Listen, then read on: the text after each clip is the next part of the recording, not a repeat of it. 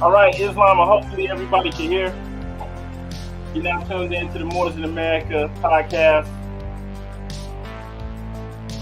Today we're going to be speaking with Chief Minister Brother or Shaykh Ra Saadi L. We'll also be speaking with his wife, Governor Yssis Saadi L as well. We'll be speaking about the Moorish Islamic Institute and just asking the brothers some questions. Maybe, if time permits, we could open up the floor to questions, but might not be able to do that this time around. I'm going to ask that everybody watching make sure to like and share this video. And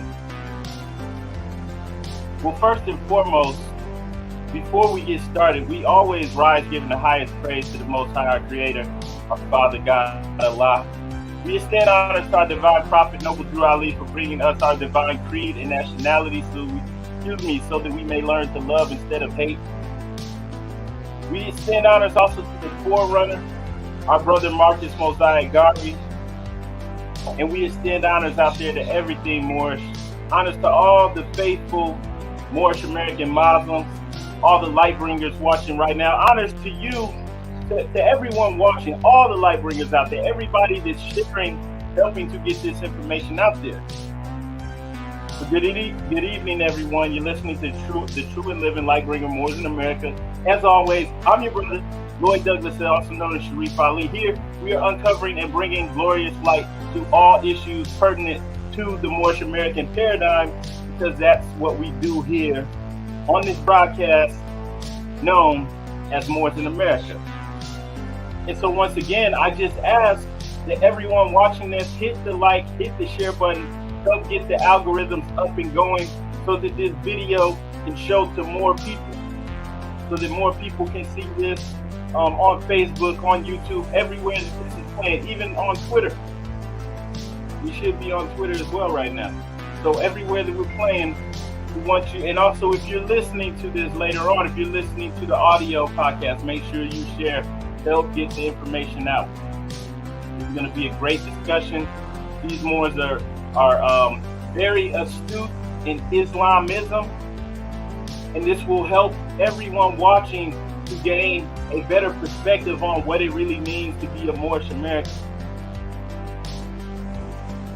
And I think that's really important, and it's important to hear this from people who actually take this seriously. These people aren't just people that I saw on the internet. These are people that I've actually met, that have actually come into our home, and we've seen them and broke bread with them, and they're good people. And so this, like I said, this is going to be very enlightening. And we're about to get started. Don't go anywhere. We have just a few things we're going to play, but I want you all to share this, like this. Let's get more people in here. Everybody watching this should have hit that like button by now. Let's get these likes up. We get the likes up, we're going to get started. Don't go anywhere, Morris.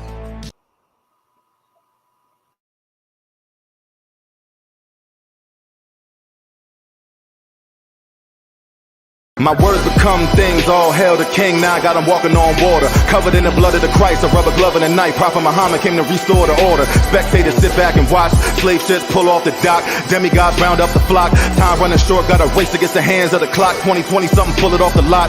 Posted on any block, do say a Henny shot. Pour a libation for the fallen, it's been a lot of death.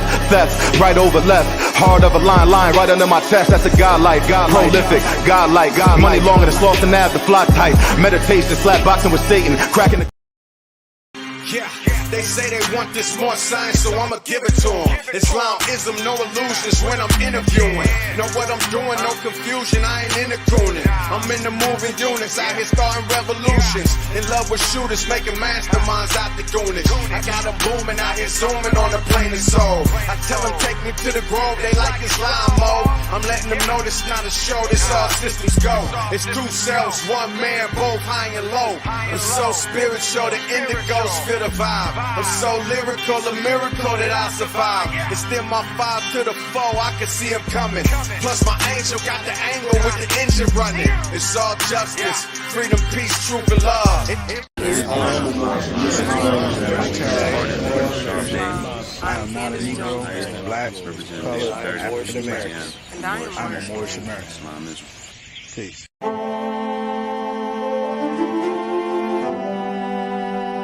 Yeah. Hey, 5 on the right, 2 on the left, man. You know what time it is.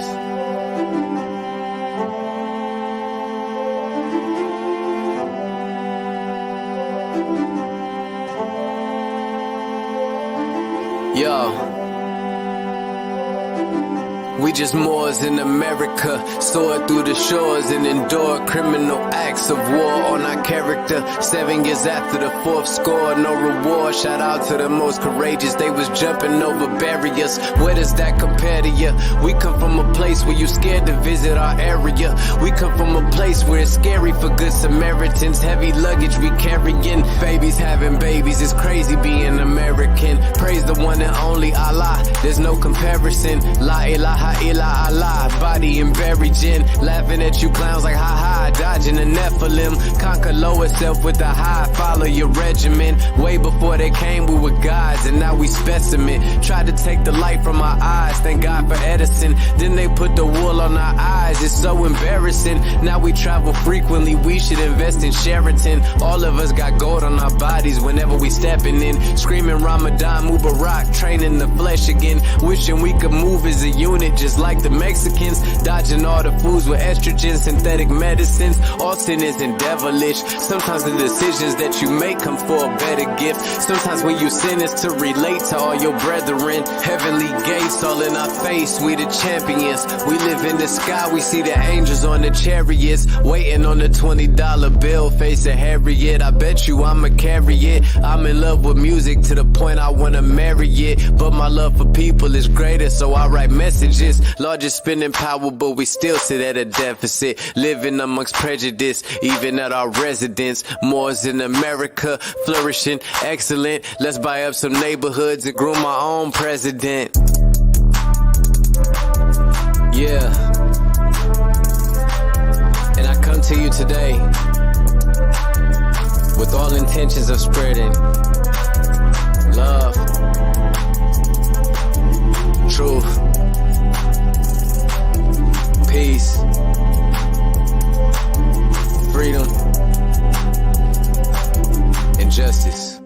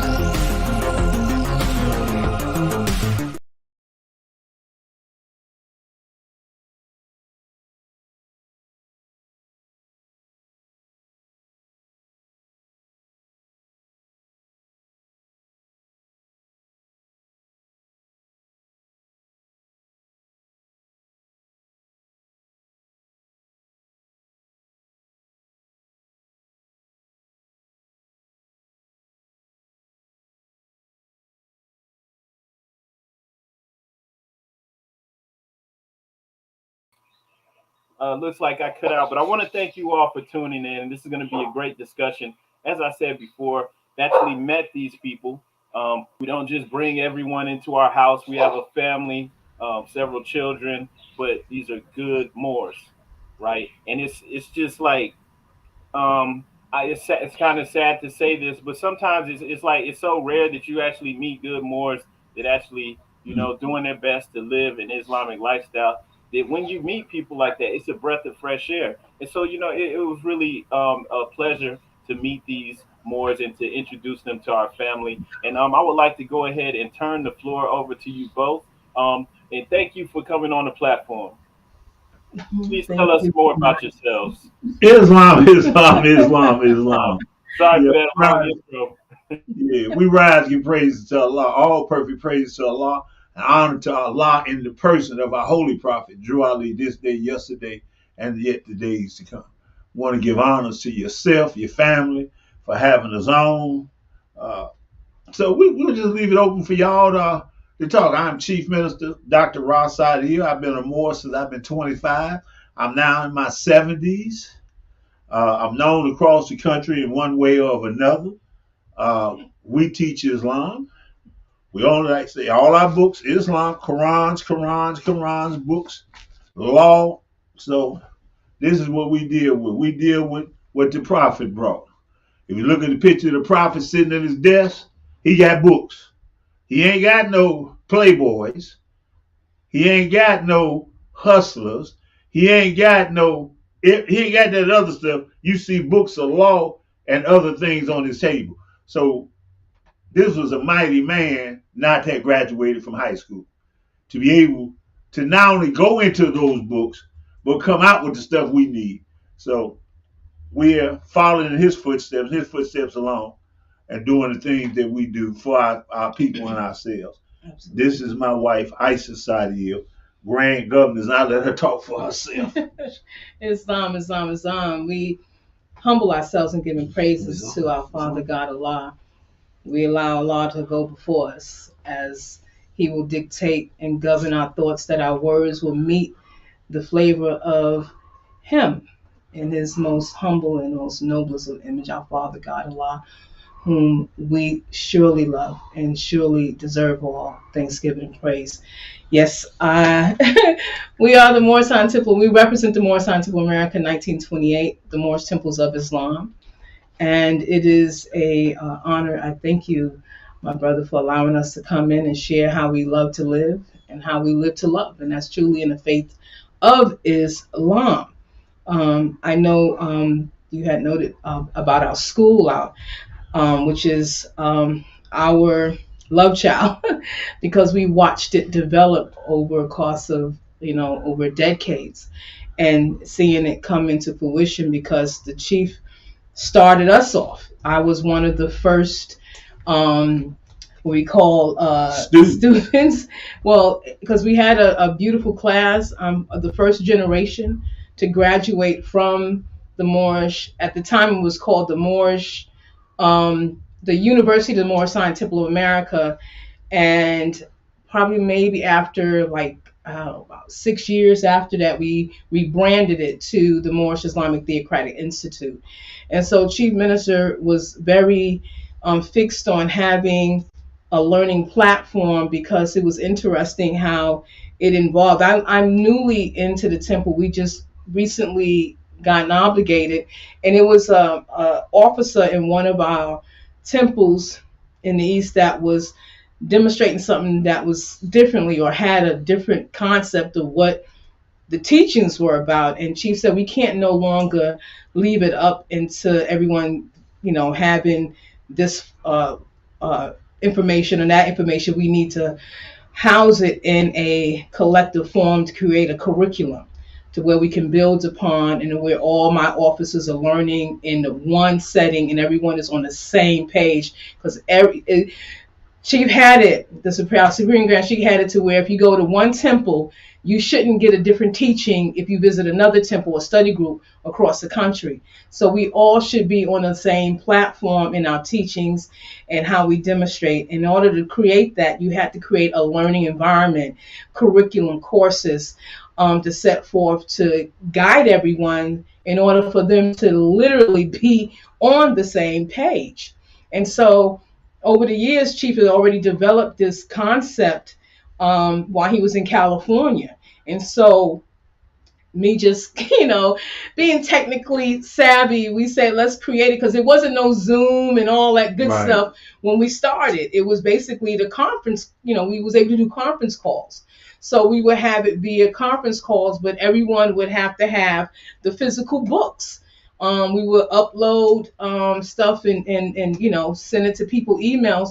But that's when stuff was just kind of, in terms of the technology and how information was shared and disseminated, was just kind of getting started. Yes. And then over the years, just kind of fast forward, we was teaching brothers in the Dismal Crips, state and federal prisons, was getting our basic Islamic course, and They still do. But it was interesting because Chief would create the books like with the coil binding, you know, and we would go to the copy and print it up. But after a while, it took off to where it was just too exhausting. So then we created actual booklets, and so we have our corresponding courses. This is lesson 1, and so the basic 101 course covers the basic, the Moorish, the Circle 7 Quran, going through all the chapters, the 101s going through all the keys,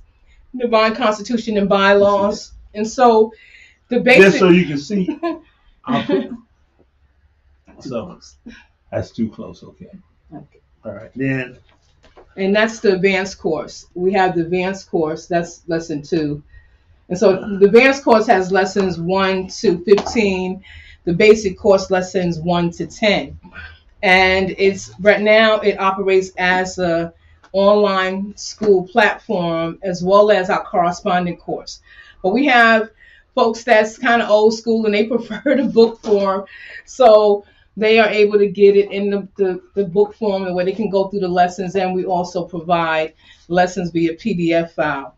And so it's just like any other institute learning platform. It took us years to formulate it, to critique it, to shape it and advance it to the way it is now. And so we have students that was from other Islamic communities, other Moorish Science Temple of America, grand bodies, come to our school because they was interested and was looking for a platform to where they can learn. It's interesting. Me and Chief Minister, we was doing our outreach and we had some other members with us. We was invited because we sit on since about a year ago we sit on the board of interfaith, and so we was at this event that we was invited to one of the mosques in Atlanta, and it was doing, like I said, Ramadan. And it was interesting where one of the imams, when Chief asked, what school of thought did he learn from, he was so proud to say, "Oh, I studied directly with Wallace D. Muhammad," and and so to have, when you ask a Moorish American, who did you study from? "Oh, I studied on my own. Oh, I'm my own self, Lord and Master."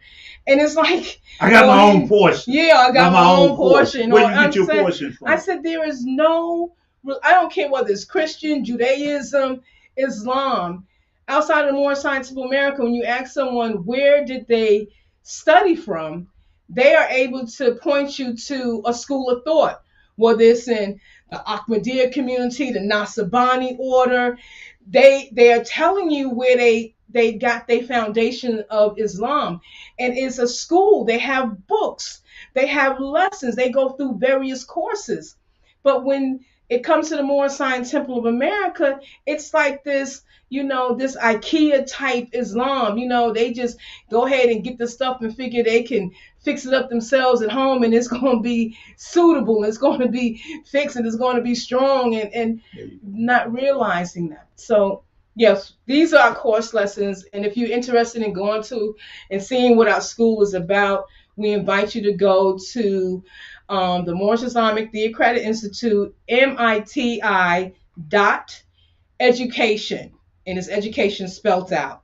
No .com. It's MITI.education. Islam. Yeah. Well, I've been around a very long time. And I'm from the generation before the lost generation, as I call them, because in that generation, you have brothers that, like I talked to a brother on the phone. He called me from prison. They want us to help him. I said, "What temple you belong to?" "Oh, we belong to Temple 43. I said, "You do?" I said, "Well, who your grand sheik?" I said, Who your national grand sheik? Wait a minute. Let me get this other brother.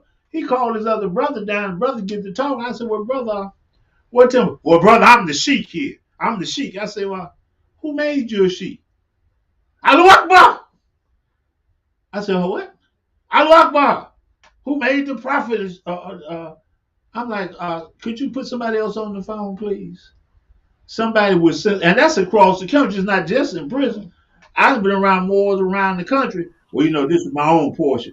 This is my portion. And I asked, where did you get it from? Yeah, you know, it's like most people now, they go learn from the Nation of Islam or whatever. Then they come join the temple. Like I said, most of Dr. York people, for example, all of them that took over temples across the country. They actually went into the temple. I got one here in Georgia, and he said in his own book, the Moors are not going to like the fact I hold up Dr. York as my master teacher. And the guy, then been in 4 different grand bodies. Now he's a grand governor. There's no consistency. I mean, there's no consistency. And just last year, he had this other brother who was supposed to be his supreme grand sheik. Now, his name used to be Dawi Ali Il. Now it's what do you call it? Papa Daka. He's of what's the people that the women that with the white on to kill the chickens. They kill chickens and stuff. Yeah, Voodoo. You talking about? Not Voodoo. It's the other sisters. They always wear white. Anyway, so the brother joined them. He went from being a Moor. Matter of fact, he the one that drew the picture of the woman carrying the prophet out the water. Wow. That's what me and him got into it, because you will see his picture on certain websites. Instead of the prophet carrying the woman out the water, he got the woman carrying the prophet out the water. And none he said, don't worship the man, honor your woman, honor the woman. So these are the lessons that come out when we talk about how they tend to take over with those. Well, that's because they're doing. Because one, you don't have no discipline. Two, you come through the temple door. When you come through the temple door, Act 6 and Act 7 must be enforced. You know, you come through the temple door. You come here with, like a brother told me. I said, well, brother, you know, as a Moorish American. Well, who's your prophet? I said, aren't you a Moorish American like me? Yeah. Muhammad Akbar. That's who. I'm like, you's a hypocrite. Don't call me no more. Yeah. Because I said I'm Moorish American. I can only get to be a Moorish American by enacting Act 6 and keeping up with Act 7. I must proclaim that I am, take the Shahadatain, and then after that, Act 7 say keep in line with all necessities. Now I got to keep in line with what the prophet said. So how is you different than me? See, that's the problem. Because these brothers and sisters come in without discipline, and you don't start off with this here. You got to start off with the prophet gave you, and what you got up there, the divine constitution bylaws. These are rules and regulations that govern our lives, but they're not being explained to the new members. Yeah. Well, I think it. Go ahead. Yes. I think it Act 6 and Act 7. That's a lot of us. That eliminates a lot of us. Right. A lot of people don't uphold it, and especially Act 7. So, you know, that's like you said, there's a lack of discipline, and that's gonna, that's why it's every man for himself. Oh, there you go. Now they got a book I call African American Islam, and on page 55 it clearly states there's a brother I was in the temple with. I met up with him during our 1992 convention, and he said they asked him a question. The interview asked him, say, do Moors practice the core belief and worship of Islam? And he said, the way the community is set up is left to the individual to carry on the responsibility to hold up the core principle. Now, that's wild. I'm glad you mentioned that. I have some questions for you, and go ahead. Get into that. That's one of the things. Well, let's get into it. Okay. So for those that are new to this, everybody watching, if you've never heard of the Chief Minister, and correct me if I'm wrong, but this brother's invested around 40 years of studies within the Moorish Science Temple and the foundation of this Islamism, our nationalism for the people misnomered as African Americans here.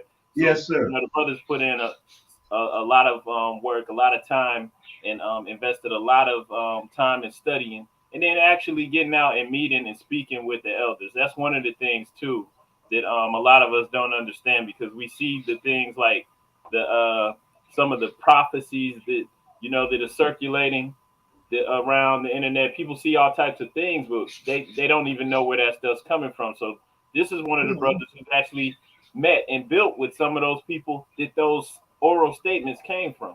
Okay, so definitely everybody listening, tune in, and I wanted to go ahead and start asking you a few questions. Go ahead. All right, so the first question is dealing with marriage in Islam, right? So we've only met a handful of Moorish leaders, such as yourself, who's actually married, and then the list gets way like minuscule when you're talking about who's married and the spouse is also involved in the temple with them, like actually living as Moorish American Muslims, right? Taking it seriously, doing it in unison. And I'm specifically speaking about people in leadership, because you actually have people that are members, rank and file members that are married and in the temple together. So you would think the leaders would be setting the example, but it's rare to meet leaders like you two that are actually both living the life. So the question I have for you is, would you speak on the importance of this measure for Moorish American Muslims, and possibly also touch on, what the Prophet, what he told Brother Ill about getting married, and would you speak on that? Well, let me say this here. Put up your Acts again, please. When you put up the Acts, you go to Acts 7. It says what? It says, from this here, all that supports this here. And this is what it says on page 3. The prophet pointed out the importance of marriage on page 3, and he tells us about dear mothers, dear fathers. When you get to Acts 6 and 7, he says husband. Nowhere in the prophet's teaching do he say boyfriend. Do he say associate? See, he never stressed it. He used key words. Father, mother, husband. Even when you read your Quran and you get into chapter 1, it says Allah, the husbandman, cast forth the human seed into the soil of soul. So the prophet is always stressing family values. So when you come into the temple, the problem is when you come into the temple, no one is actually fulfilling Acts 6. They're talking about it. They give you a copy of it, but they don't teach you that because they was never taught. Now, if you look at it, says with us, all members must. All members must. And it follows down in Acts 7, what you must do. Now, when you come into the temple, for example, you probably say come to 3 meetings. And naturally, what he's also implying, that when you come to those 3 meetings, you should be coming to the meeting with someone you saw or heard. Now, once you come into the first meeting, you meet up with somebody, y'all talk, because at the end of the meeting, we sit down and break bread, talk crazy with each other. And then you say, oh, wait a minute, can I get to, yeah, come on to my house, come on around me like we did you. We came all the way up to Ohio to meet you. So now, you in my temple, you meet brother such and such, you go and see if what's life he's living.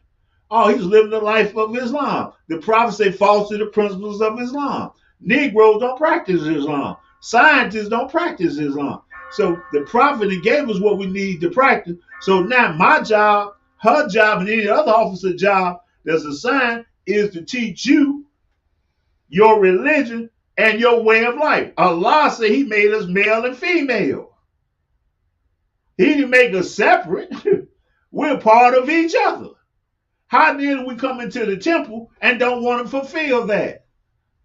We just want to have this carnal thing, I like you, you like me. When I was younger, we lived in the projects, and me and Betty, we'd look at each other. I play basketball and baseball with the boys, but at nighttime, me and her grind on the fence. We get by the monkey ball, so we do funny stuff. Then we come back and do our own thing. So that's what children do. The prophet say, by this you can set your household right. A man doesn't have a household if he doesn't have a wife in it. He starts off in holy instructions, warning to young men to build the foundation. So it is the brothers coming into the temple. In order to build a community, it first starts in getting your house in order. Right. Charity begins at home. So you have the holy instructions and a warning from the prophet for all young men. So now he's giving a young men as to what to look at. If young men was to pattern this degree in which the prophet is giving them, they would choose wisely their mate.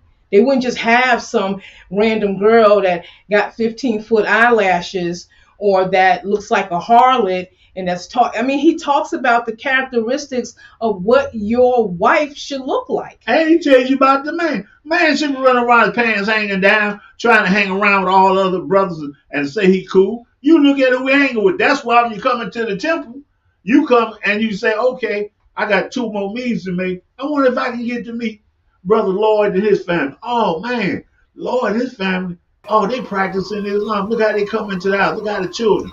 So now they getting their appetite wet. So the appetite has become one with the prophet. Then on the third meeting, they're reading the law. You got to hear some of this. And you got to hear the law you got up there. Now, after that, then the call comes out. After you read from the Quran and you read the Acts, then the call come out for new members. That's a process. Now, then the prophets say this. After hearing our laws, after being around us, you find this is too hard for you, it's best you keep your seat. Absolutely. If you can't be a man, keep your seat. You can't be a woman, keep your seat. Be honest with yourself. Now, so the prophet just stressed marriage, and I remember I was reading a couple things. One of the documents I read where the prophet had told me to live. First, he told me to live about the brother Glover Hill. He said, if Glover Hill don't get himself a wife, I'm going to separate him from the temple. Now, Governor Glover Hill was, in the long term, the prophet separated him from the temple, and the prophet called him the dirtiest man he ever seen. He told me to live. He said, Brother Meatley, you got to get yourself a wife. I'm going to have to separate you from the temple. And then he pointed out Sister Deli Brown Bay. That was her name. D. Brown Bay name was Deli Brown Bay. So he points to that sister's name, even though she already had 2 children. 2 girls. He said, that'd be a nice woman for you. And he took the prophet's advice and he married her. And she got a letter where the people said the prophet took him down because he didn't have a wife. And she said in her letter, no. The prophet kept him in office because he married me. The requirement is, how can you say you nation building when you're not building with the nation?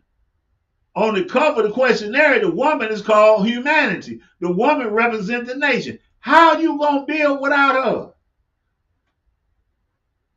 Absolutely. Islam. So just to add to that too, really just adding to what you're saying, that's definitely a problem. It's not enough Moors who say that they take this seriously, who are in leadership, and their own family's not in it.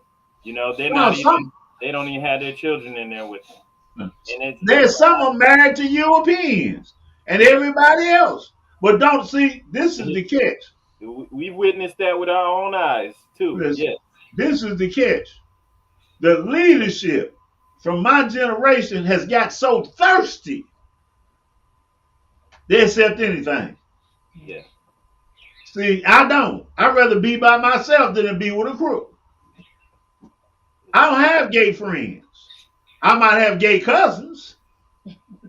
My wife may have gay cousins, but there's no need for me to associate with people that's not doing what I'm doing with my God. Yep. So now, if you in the temple, your leader is supposed to enforce on you Acts 6 and Act 7. That's a law. You can't get to Act 1. You can't be a Grand Sheik. You can't be a chairman if you're not living a life according to Act 6 and 7. See, Moors got it backwards. You know, I'm a Grand Sheik. No. I'm a husband. I'm a Muslim. I'm a servant. I submit to Allah. Act 6 and 7. That's what you're supposed to be before you be anything. You want to know the best title in the Moorish Science Temple America? It's Muslim. The best practice in the Moorish Science Temple America is Islam. You look and see how many people are afraid of those two things. How they're afraid of family and Islam. And when you try to teach them, they try to come up, I got my portion. You ain't got no portion. You violate. People ain't even understanding that. It said to give and understand the treasure of Allah he give to you.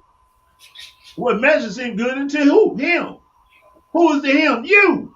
You the him. You made an image and likeness of Allah. You him. If you refuse to study, you're going to be dumb. You seek to study, you're going to be smart. What portion? Allah gave you everything you need. The prophet said he brought you everything you need, starting with this. So I brought you everything you need. Now take it and save yourself. Your questionnaire, divine constitution and bylaw, your additional laws. And everything that came out the prophet's mouth, and he said spirit and life. That's what you're supposed to be doing. Moors don't do that because Moors have adopted the world. I remember a time, like with the charm, we all wanted circle sevens. This is back in the 60s and 70s. Now, brothers want to wear everything else but a circle seven. They want crescents and stars. The brother told me last week he a Moorish American Muslim. I said, what happened being a Muslim? How come you can't see what the prophet say? Then some brother typed me, say, you know, what's that? NDA said such and such. Who in the heck is NDA? How you got MDA? Who in the heck is MDA? I know 5 of them. Well, brother, you can't afford. Let me tell you something. Brother, come on. Supposed to have in the temple. Say when he got to the temple, there was already homosexuals in the temple, and he ain't put nobody out. They still there. Now, if you look at that, where's the family structure? Where's the family consciousness at? Yeah, and that's a conflict of interest. Right. So where's the family? So when the prophet say, by this, you can set your house in order. Dear Father, by these lessons you can set your house in order, and your children will learn to love instead of hate. Dear Mother, teach these lessons to your little ones. They may learn to love instead of hate. All this is dealing with family. Ain't nothing in dealing with boyfriend, girlfriend. Yeah. But because the brothers aren't as strong as they used to be. You know, brothers, now you hurt their feelings. I hurt their feelings all the time. Man, you hurt my feelings. Why are you going to... Wait a minute, why are you so punkish? Why are you so weak? You know, I'd be like... I had a brother come in my temple. He's from Chicago. We supposed to be from the same neighborhood, the same clique. He gonna tell me, well, brother, you talking too harsh to me. I said, brother, I know the people that you know, they'll pistol whoop you.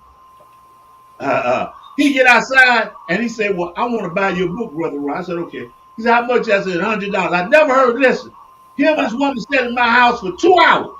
Yeah. I never heard her speak. More than a couple words. We get on the porch and he said, I want to give you $100 for the book. No, you can't give $100 for the book. You know, I said, brother, I give you a deal. Wow.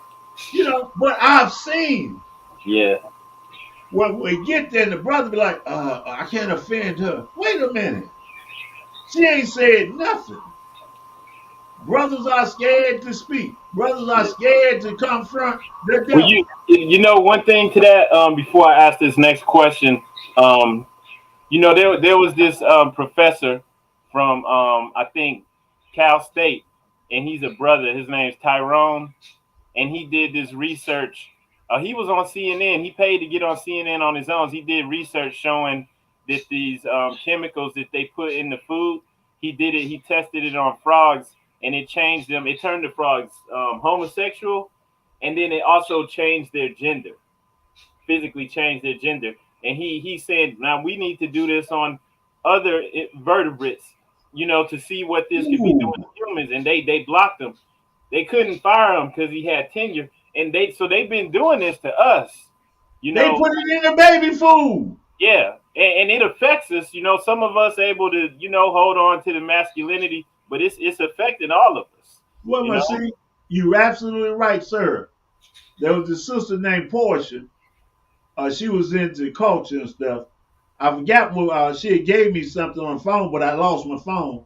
And she was showing the exact chemical in the baby food that turned lab rats. The male rats started acting like the female rats, and they had issues. Yeah.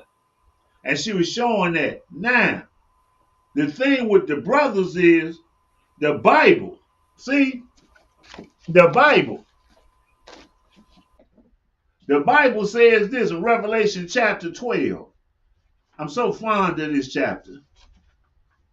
And it says in chapter 12, something is going on that we don't even see. Chapter 12, go to verse 2. And she being with child traveled in pain to be delivered.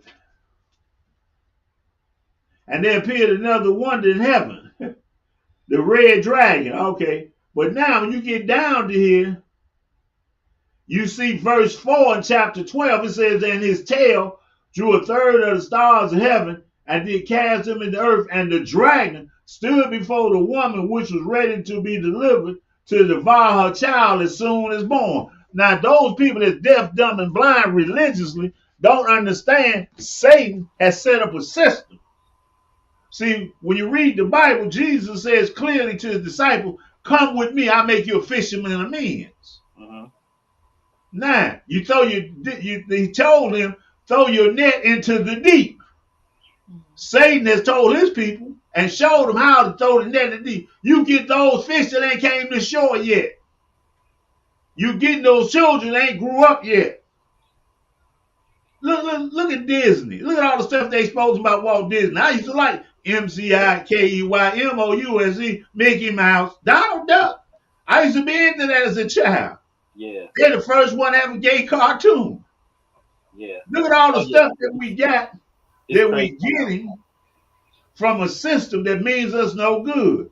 Our mothers are raising most children, and if you got a household, which 54% of the households now headed by our women don't want to listen to a man. Somebody told them they don't need a man, and they're now looking for education so they can get a job so they can do for themselves without a man. Now, this thought is becoming prevalent all the way down.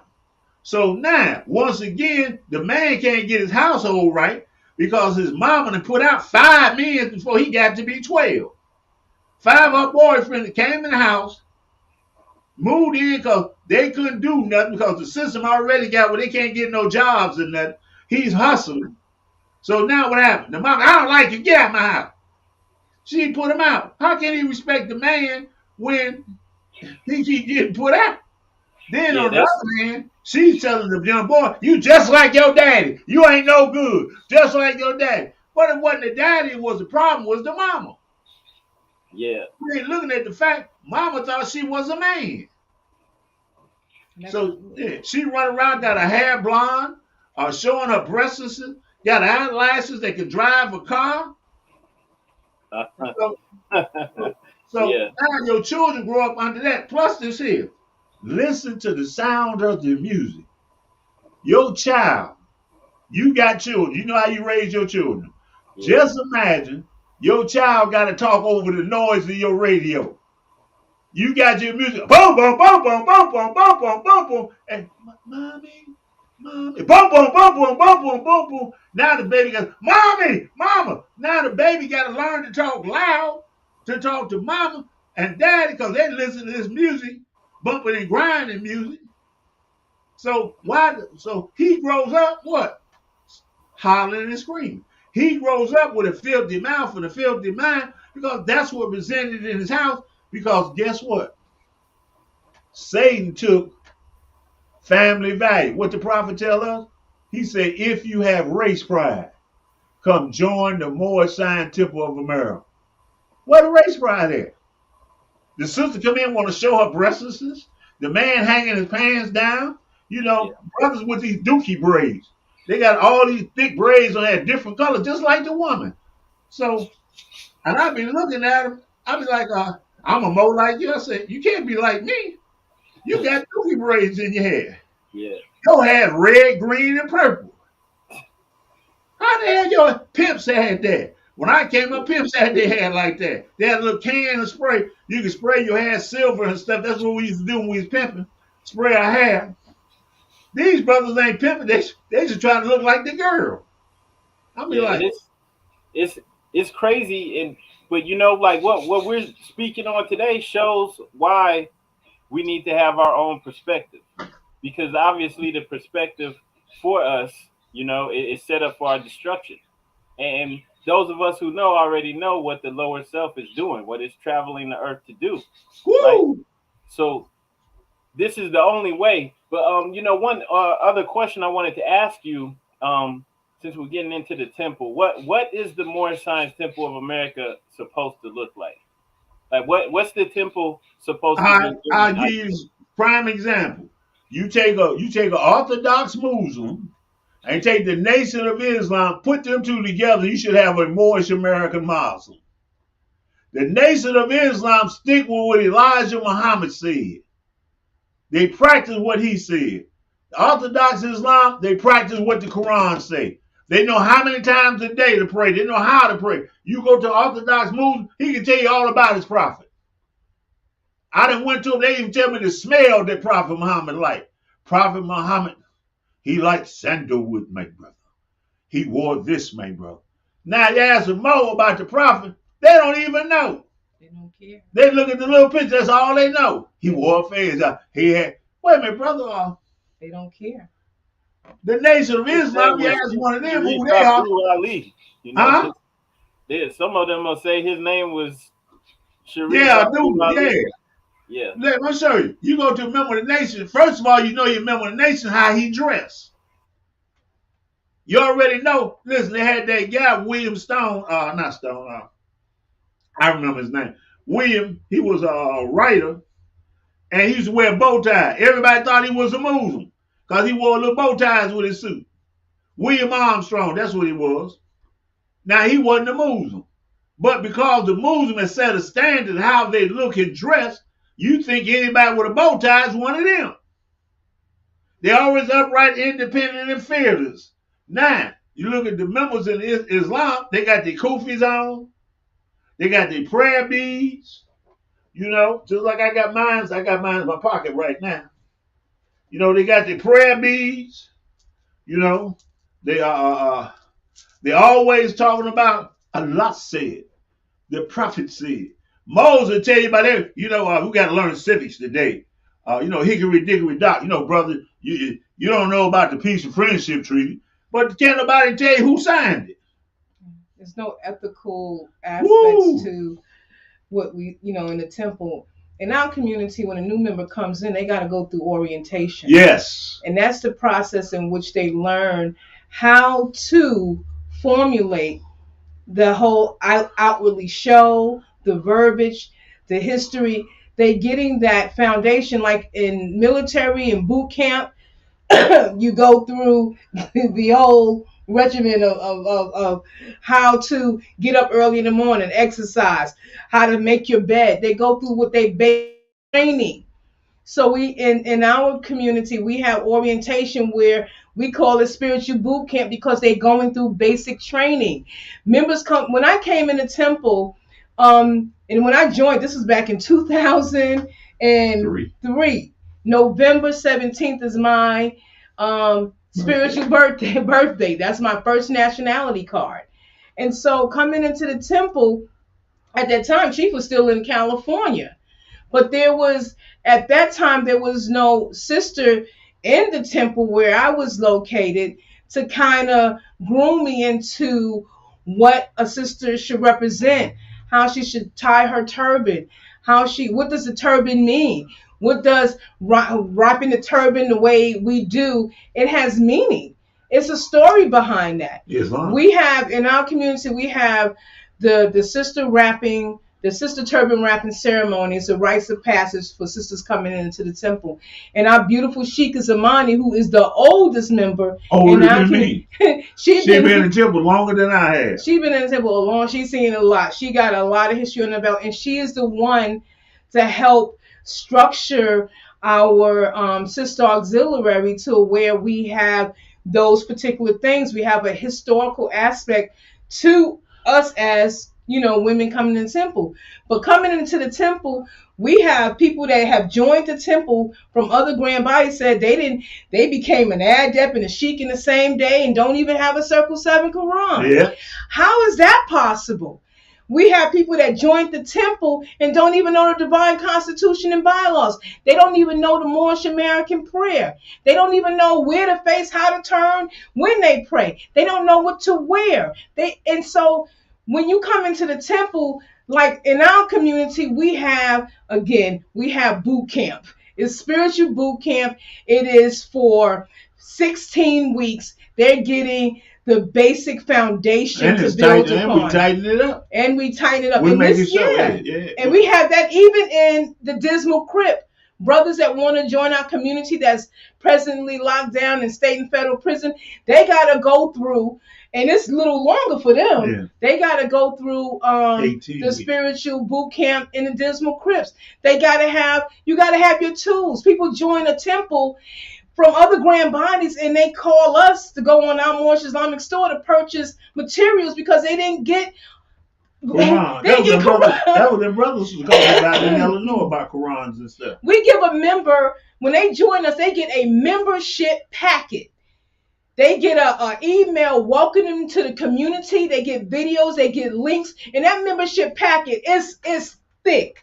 It's a kufi, it's prayer beads, it's the buttons, it's the 7 articles, Circle 7 Quran, literature, humanity pamphlet, the divine constitution and bylaws, the 101s. You get in, and we got we have links, we give PDF files because everyone should know the history about the Prophet. A new member joining our community, they get a free copy of I Your Prophet. It's the book in which we presently sell on the Moorish Islamic store because people need to know about the Prophet. So coming into the Moorish temple, they should go through orientation. It should be you do that on your job. They give you a training on your job. You go through orientation and everything else we do. How can someone come in the temple and not have anything to welcome them into a religious community? Let me say this here. We had to go to court here because the brothers from another grand body were saying that we don't teach this, they don't teach this. They can't have prayer rugs. They can't have kufi.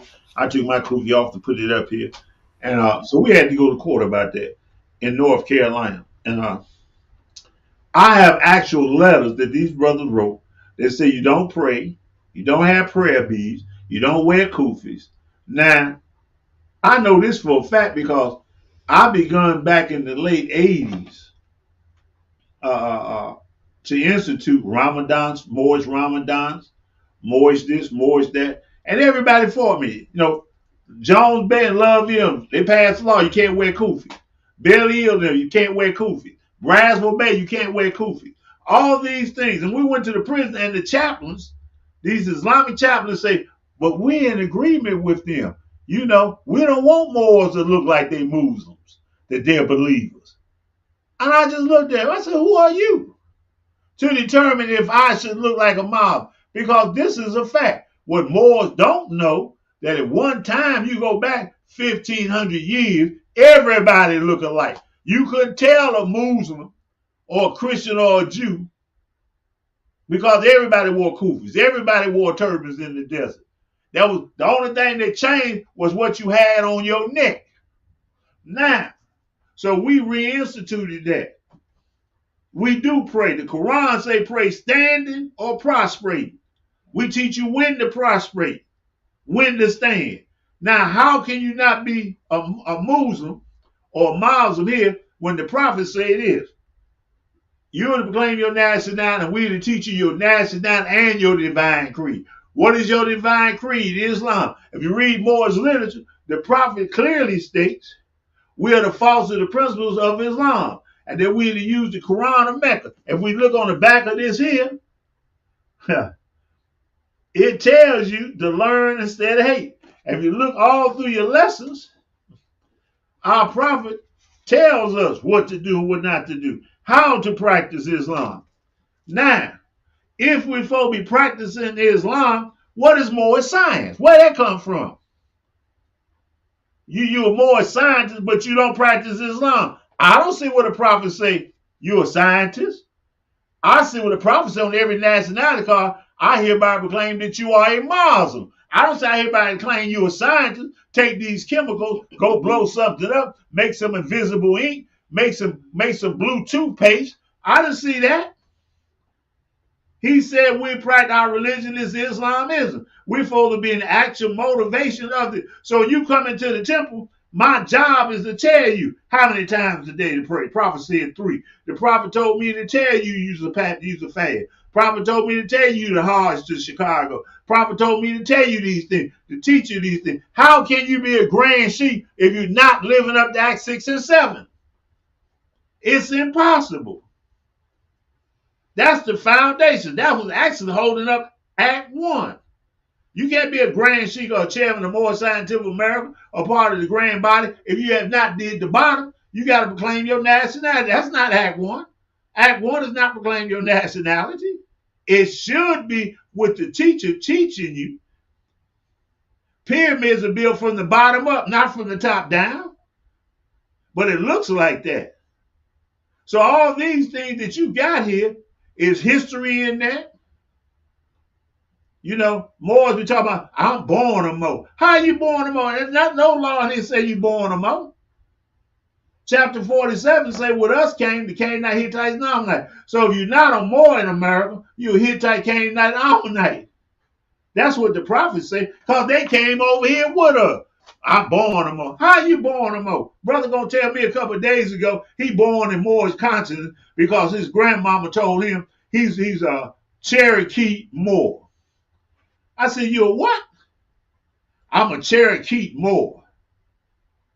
You might be a parakeet Moor, but I don't know about no, you know. Yeah, I've been listening to these brothers and I've been like, it's not the elder Moors' fault in a lot of this. This is what I have to make clear. Everybody blame on the elder Moors. Only certain issues are theirs. For example, in Virginia, they got 250 acres of land. Elder Moors brought that, but there ain't no Moors living on it. Now, the elder Moors can get together and get 250 acres of land, and I got pictures showing these people building the buildings. I got pictures of these people milking cows. I got pictures of these people doing this here, but their children moved to Richmond, Virginia, and they ain't doing nothing. The buildings are falling apart. So what happened between the time that those people was inspired by love, truth, peace, freedom, and justice, and holding to the covenant that the prophet gave us, and now their children want to live the city life? The people back in that time had the mind frame to do for themselves more. Right. So, yeah, they knew maybe there was no other option. If you didn't build your own school, have your own doctors, have your own everything that you need, it wasn't going to happen. So, they carried themselves with more dignity and respect. You can see what you just said. This little child has a suit. Everybody had dignity and respect for the most part, and just had that mindset to do for themselves. So we got away from that. And that's where we're still at today. And we still see Moors trying to bring the bar down low, instead of setting it high. And that's so sad, but it is what it is. I'm not going to focus on the negative, but that's what we see. Moors trying to bring the bar down. Well, I'm going to say this. It's not me focusing on the negative, but the positive. If I don't tell you what's right, I can't show you what's wrong. Now, here in my Quran, chapter 4 and chapter 12, John the Baptist tells the people, get ready to meet your king. John the Baptist telling people what's right and wrong. So now we got that in our Quran. And today's John the Baptist was Marcus Garvey. Marcus Garvey came to stir the ethers up. I hear a lot of people, we're Moors. I said, well, why don't you know what Marcus Garvey said then? Yeah. The prophet gave us Marcus Garvey as an example. He was the waker upper. He was the one that came through the graveyard knocking over the tombstones of Negro, colored, and black. Because Marcus Garvey said this here. He said the Negro wants a nationality and needs a nationality. Ain't nobody said that but Garvey. Then the prophet followed right behind him and give it to us. Why can we don't know what Garvey said? What is the teachings of Garvey that the prophet had stood up on? One of my first teachers, Brother T. Booker Bay, who a lot of the oil statements about in the oil book, I used to sit in his house all the time. Me and him used to talk when he lived in the senior citizen home, and then when he moved to 1000 Orange Street. It's only when I moved to California that we went as close as we was. But that man told me a whole lot of stuff that the prophet said and did. And I was so glad because through my fall, I held on to what they gave me. And that's what saves us. The Islam they gave us saves us. Yeah, your children may act foolish.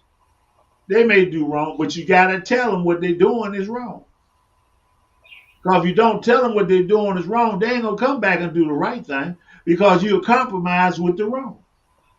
I was so glad. I remember I was arguing with Brother All Love Hill. This is why I love All Love Hill. I was in prison talking crazy to Love Hill. Love Hill told me this here. He said, Brother Ryle, sheiks don't go to jail for that. I had to shut up. At that time, he was the Supreme Grand Moderating Advisor. And he told me, he said, sheiks don't go to jail for that, Brother Ryle. I had to shut up. He said, sheiks don't go to jail for that stuff. Sheiks go to jail for defending their family, for raising and protecting the nation. They don't go to jail for that carnal stuff. Yeah. I see, man. And I ain't ashamed to tell people, listen, I've done that type of dumb stuff. That's how I come up. But when somebody told me the truth, man, it shocked me. He said, man, sheiks don't go to jail for that. Wow. So he had to remind me. That was a shake up for me. Yeah. I was like, man, we have to point out both sides. Uh-huh. We have to show people grass is not green on the other side. On the other side, the grass is dirt. Yeah. We got to show our children there's dirt. We got to show the people there's dirt.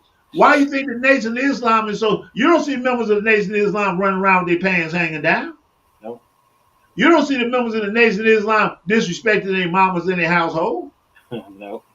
Yeah. Why? Because they talk against it. They put that down. It makes you embarrassed. You feel like your child should say, I don't do that because I'm a Moor. I'm a Muslim. Well, why don't you do it? Because I'm a Muslim. Muslims don't do that.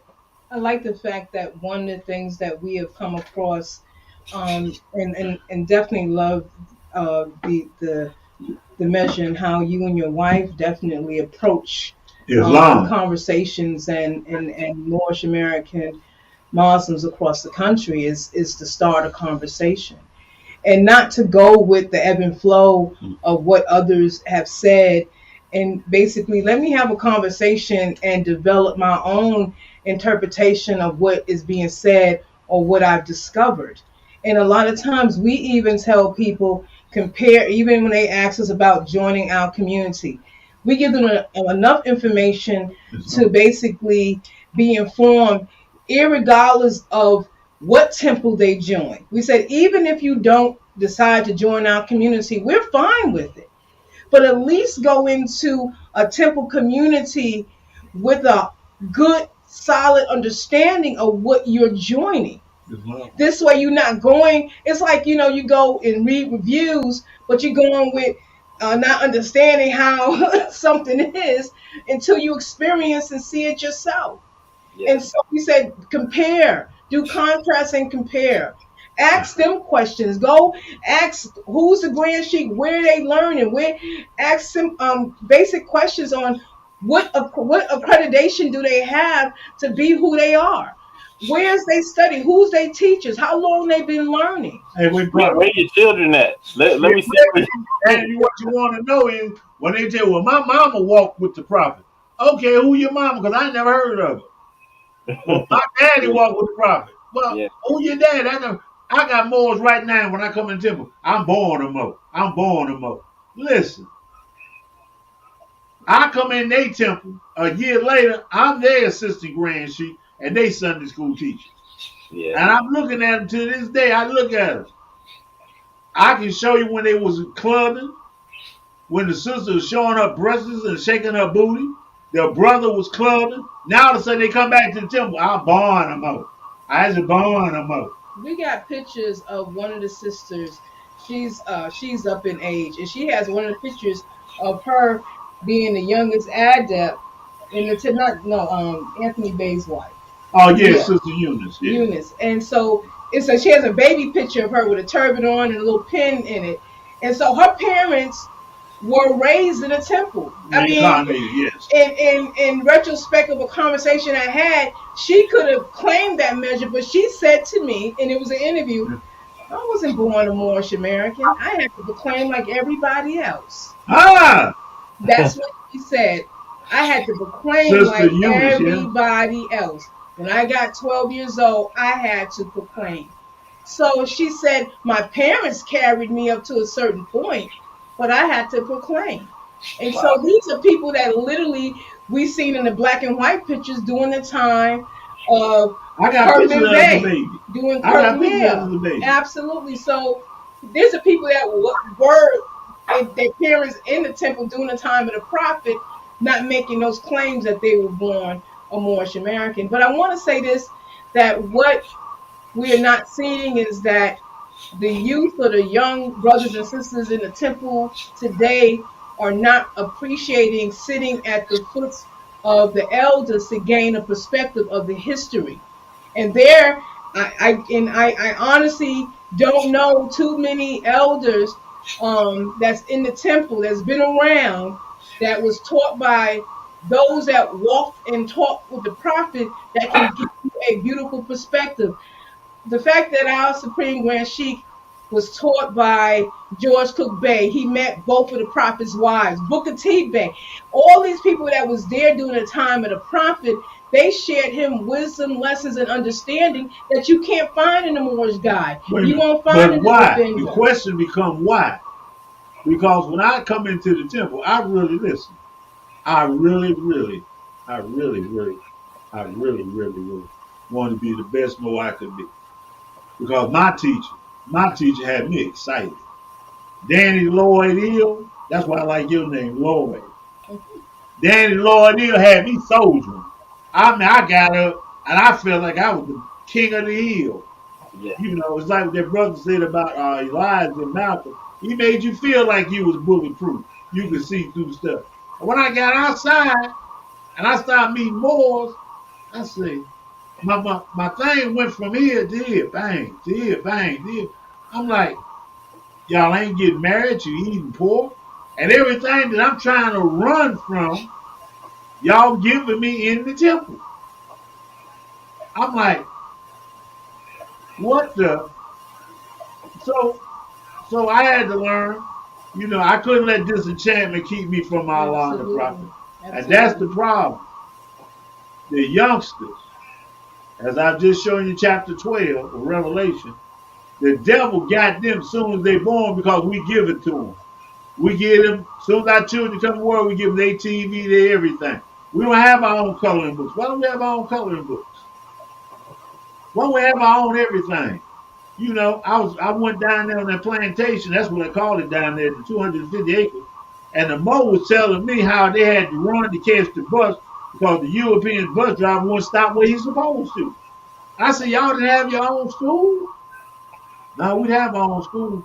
I'm like, all these educated brothers and sisters, and we didn't have our own schools.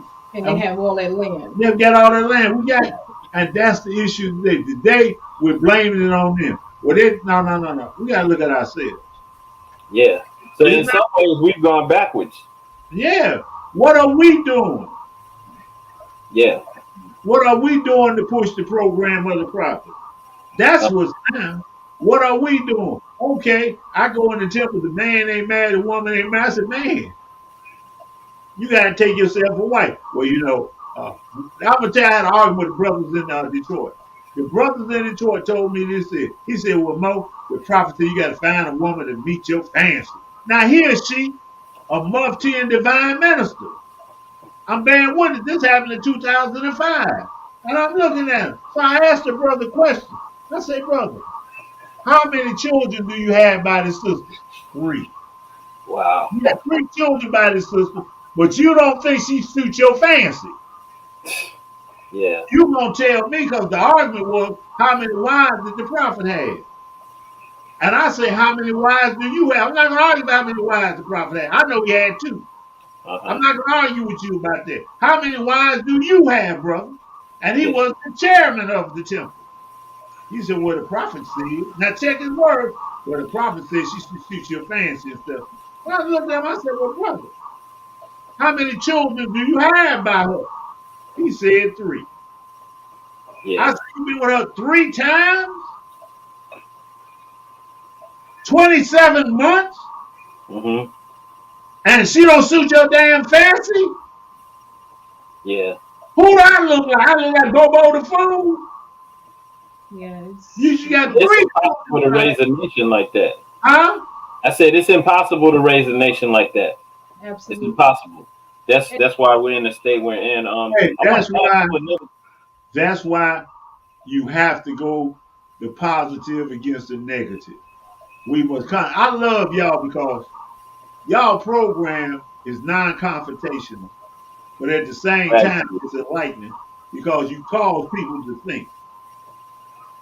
The prophet said, if I think you can save yourself. So anyone that's listening to what we're saying, they may say, well, he too harsh and stuff. But is we talking the truth? Are we lying? If we're not lying, then we're telling the truth. Why are you afraid of the truth? Now, and I want to add something to that. For some of the people, I see like what this brother Eli L saying in the chat. You know, some of these things you may be above that. If you're functioning, you know, if you have your household intact and you're doing what you're supposed to do, that message isn't for you. But a lot of people need to hear this put in the proper perspective, because for somebody like me, I'm 42. I was born in 1980. For people like us and younger, we were taught that it was cool to be dysfunctional and to be savage. And that's still going on. So if you have any children or grandchildren, this is the program they're getting. Okay, and they need to hear the prophet's program in the proper perspective, because they're being taught to drown in the cares of the world. Let me say this, brother. I just looked to see one of the people that's trying to debate with you. Tell that brother he come up with $5,000. I'll come on his show and make him look like the dummy he is. I'm not against that. Listen, but since he want to make money off his program by having me on it, I'm talking about the Moorish World TV knucklehead, that if he want me on his show, that we'll come on if he put up $5,000. Or they can come on our show and we can debate the issue. Islam says clearly, if you're going to debate, use the best that Islam has to offer. Now, the problem with Moors is, one, they don't know this. This should be in your head. Absolutely. This is how you should figure out what you gonna talk to me about. You should figure it out from here. I think one of the things you talked about for this, we had basically instigated was to add conferences where other Moorish American Muslims, as well as people in Islam, to where we can come together and we can build a rapport, relationship. So one of the things that you cannot do, you can't force anyone to place themselves up under the covenant if they don't want it, if they're not ready, if they find this too harsh. So what we do, people says, well, how are we going to get together? First of all, is nowhere in our Circle 7 Quran that instigates that we we supposed to unify with all Moorish Americans. The Prophet never instigated that the Moorish Scientific America will be this, as some people say, divided. The Moorish Scientific America has never been divided. It's individuals that divided from the Prophet, yes, and created and left the Prophet and created their own factions and divisions. The Moorish Scientific America remains whole. It's people that left from it that created it. But here's the solution. Here's the quintessential solution to all of this. You work with those who seek and love and live as Moorish American Muslims. Point blank, period. There you go. You can't force anyone that's not willing to live the faith of Islam. We deal with a very selective group of Moorish Americans that's not part of our grand body, but we love them, we respect them, we work with them. We work with each other behind the scenes. People don't even know the type of things that we're doing collectively and information we're sharing. That's how you show others how this works, by us working together collectively. So those Moorish Americans that's into schools, that support schools, that support the teachings of the Prophet, we get together. That's how you build a truthful community, is that let's all of us get together, show the ones that ain't doing it right how it's supposed to be done. That's the solution. To show you just how honest this is, we have had over 10 meetings calling for unity. And we have these meetings. The last meeting we had was 2018, calling for unity. Brothers would rather sit up there, like brothers try to say, well, you got $2.5 million from such and such. And I'm like, do I? You know, such and such, such and such. The problem with these people ain't but two people come out the temple. I'm going to say it like this: Moors and whores. Moors come out propagating the faith. Whores come out prostituting the faith. It ain't never been but two people come out the temple. It ain't been but two people in the temple. Like that guy said in the music, one person with two identities. You either your higher self or your lower self. The lower self always going to manifest itself. If you, brother, I sit up, I get calls. And the part they don't know is I record all my calls. So when they get to talking, it's like the brother said, I want you to come on my show. I come on your show, and then you come on, you tell me about you like some girl in my temple, some sister. I want you to be married. Then you're going to turn around because I want you to be married. You're going to start talking about, well, you ain't going to be just and fair with me because you know I ain't nothing. Okay. Why is it you have to lie to me to get me on your show? That shows right there you ain't worth nothing. Because after that, I own you. You didn't lie to get me on your show, Mo. We came up there, we traveled all the way up there to Ohio to sit and talk with you and your wife. Because we like what you're doing. So you ain't got to be with us for us to like what you're doing. For us to see your progress, to see your intentions. You ain't got to be with us. You with Allah. And in the signs of you being with Allah, we can be with each other. We can sit down and break bread together without any animosity. We felt good at your house. We looked at you and your children. We could see the love running all through the house. It was like the breath of fresh air. I done went some other more houses. I don't even take my clothes off. It'd be snow up to my neck when I went in the house. Instead of taking my army coat and stuff off, I keep it on.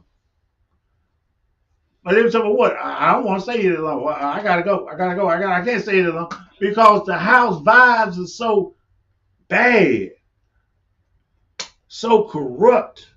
See, you can't hide that in the human being.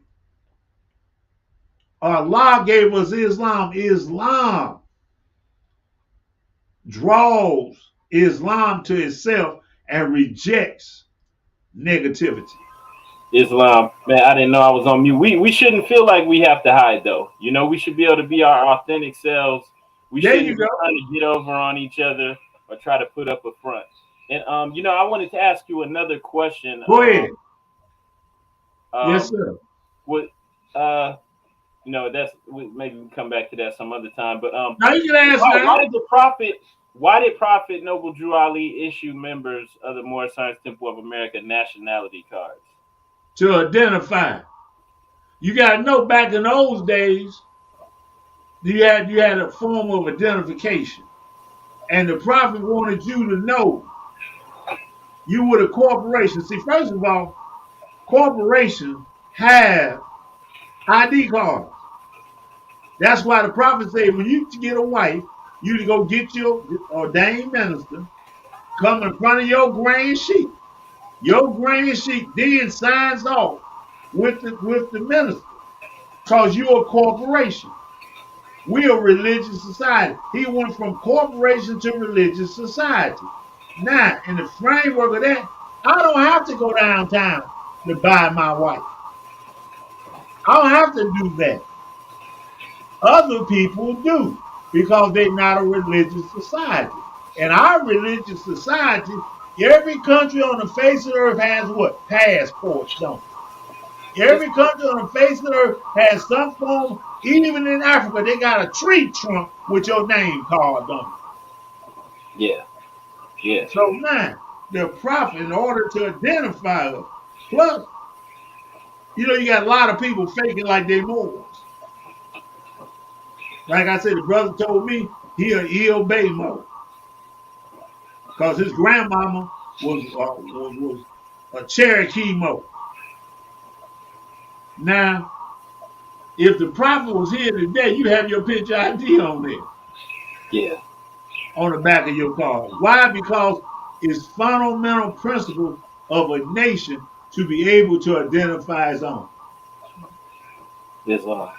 Islam. So I'm glad you said that. Yeah. And you think the card would have you know changed been more modernized if the prophet was here? No. The prophet said the prophet gave us the key word when he said forced to make changes.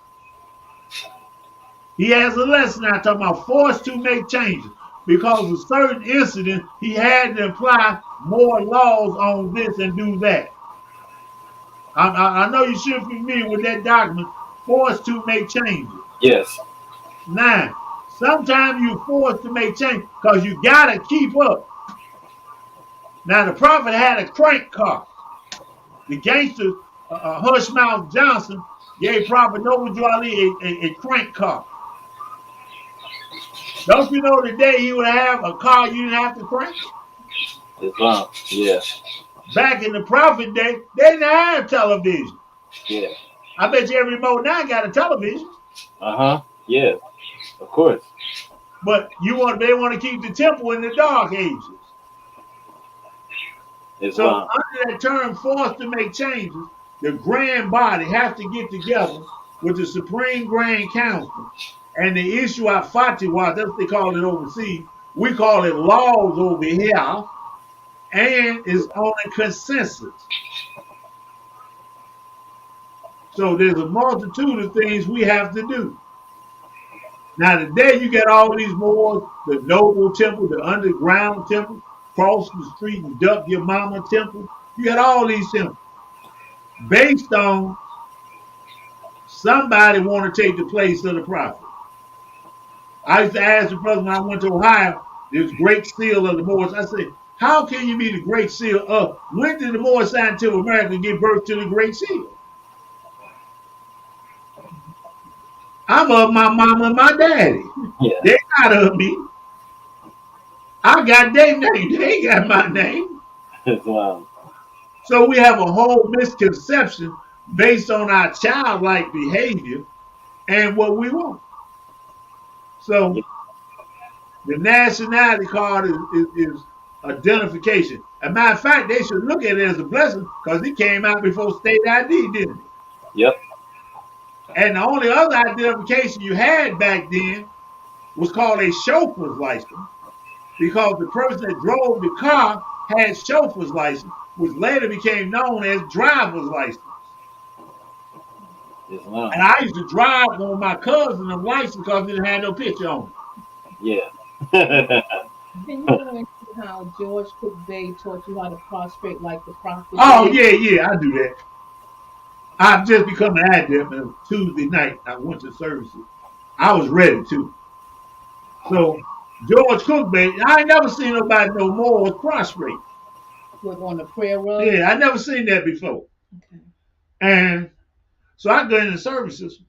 So George Cook Bay bring out the prayer. Now, mind you, I've been a Sunni Muslim, and I went from Sunniism to becoming a Sufi Muslim. And when he put out the rug and put it down, I'm like, huh? I'm like, yeah, I know how to do that. So he brought the rug out, and I'm like, okay, I can do that. And so when he put the rug on the floor, I never forget it. I said, grandfather, I know how to do that. I know how to do that prayer. He said, show me. This is what he told me. George Cook Bay said, show me then. So I got down like I was taught as a Sunni Muslim. He said, that ain't how the prophet say do it. And I didn't argue with him. I just got up. I said, can you show me how the prophet say do it? That's how I learned to prostrate in the Moorish Scientific American from the man the prophet taught how to prostrate, that taught me how to prostrate. On the prayer rug. On the prayer rug. It's a way we do it. It's a certain way we do it. And that was answering the question for the brother that asked about prayer. And that he was taught by the prophet. That's the catch. By the prophet. This is the catch. George Cook Bay was sent from Chicago, Illinois. I heard the lies Billy Hill said. The truth of the matter is, the prophet didn't send no alcoholic to those places to start no temple. He did not put a black fez on a man that was an alcoholic head. He did not do none of that dumb stuff. George Cook Bay was sent to Baltimore, Maryland in 1927, end of 1927, to start the temple up there in Baltimore, Maryland. He started Temple 13. Then the prophet sent his brother I Cook Bay up there, and he started Temple 19. Now, George Cook Bay was an executive ruler. In your questionnaire, so the only person who uses the executive, use the holy name, or can know the speaker to do whatever they need to do, is the executive ruler.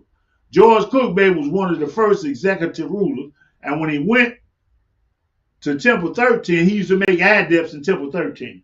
So he knew exactly, taught by the prophet, from the prophet's mouth to his ear, how he should do things. And no matter what he did, what people say, the prophet still whispering in his ear. That doesn't change. Your mama taught you how to wipe yourself in the bathroom. You ain't doing no better job than since that time. They taught me, my mama taught me, said, boy, you stand up when you urinate. I'm 70-something years old, and I still stand up to use the bathroom. You don't forget what somebody taught you, especially when it's a necessity. See, George Cook Bay was taught by the prophet, and they died in the temple, holding on to the prophet. So I would listen to them because I know they walked and talked with the prophet. And what I used to do, I go from temple to temple, grandbody to grandbody in Chicago. That's how I got to sit with Billy Hill's grandmama, Sister D. Meatville, and talk to her for 2.5 hours. I used to go to her temple and sit and talk with her and ask questions. I did that across the whole city of Chicago. Those older Moors that was there would sit and talk with me, and they welcomed me to talk to me. It took me a while to learn to get firm. That's why I'm about discipline. All members must. Must means this obligation. You must. And then I must teach you what the prophet taught. And they taught me what the prophet taught to the best of their ability. Islam. So that's how I know what I know and why I talk like I talk. Because there's a lot of people out here, if you ask them who taught them, they can't tell you. They tell you, well, you know, such and such mama taught him, but now such and such mama, what was she with the prophet? And we got a video with George Cook Bay's grandson verifying everything about Chief's relationship with George Cook Bay. And he clearly said, no, he weren't with the ones that was there with the prophet. It's on our YouTube channel. So Yeah. George Cook Bay grandson, Mathena Cook Bay, bear witness to that. Because he was like, my grandfather loved him. He was a Sunday school teacher. Yeah. Well, I'm saying this with it.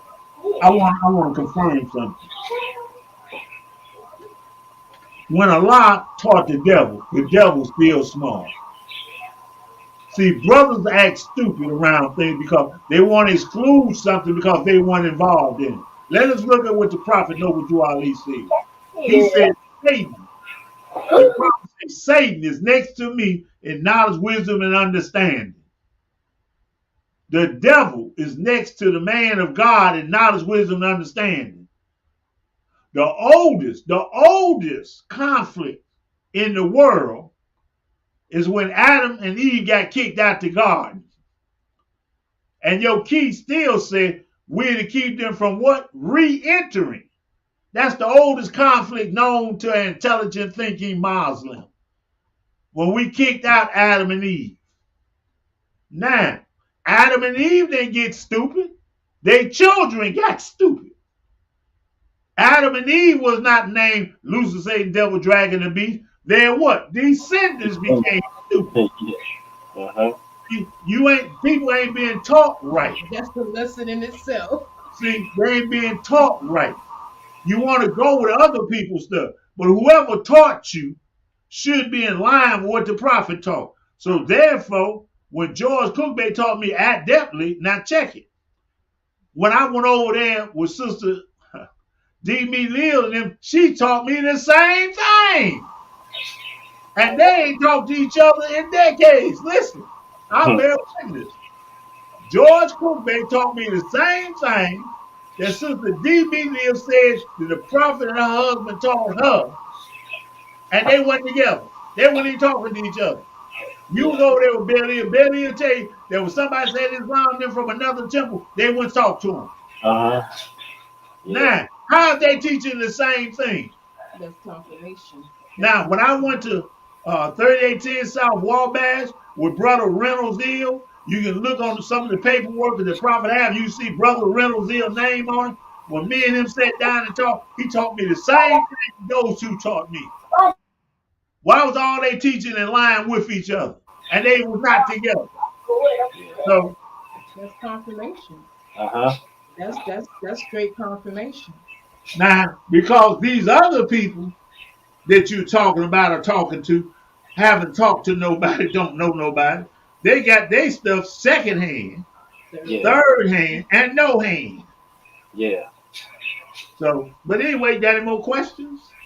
Yeah. Well, I think it looks like you answered the brother's question. He did also ask for understanding on why the prophet had us stand up as well during prayer. Well, see, I'm not going to get into that because if I'm going to teach you how to pray, how to do this, how to do that, you should be with us. I'm not teaching nobody else so they can have it doing it in their house. See what I'm saying?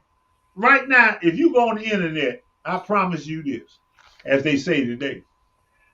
If you go look on a lot of people's websites, look at the stuff they holding up, it come out of my book.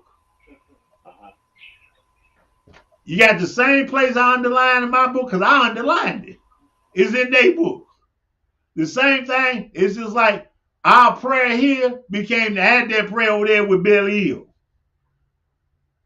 So now, those same people that weren't wearing kufis are wearing kufis today. The same people that don't want you to have no Quran or Mecca in your hand, got them today. The same people that didn't want to have no prayer rugs, they got them today. They fought me back in the late 80s and early 90s. They passed laws saying you couldn't do that. Why they doing it now?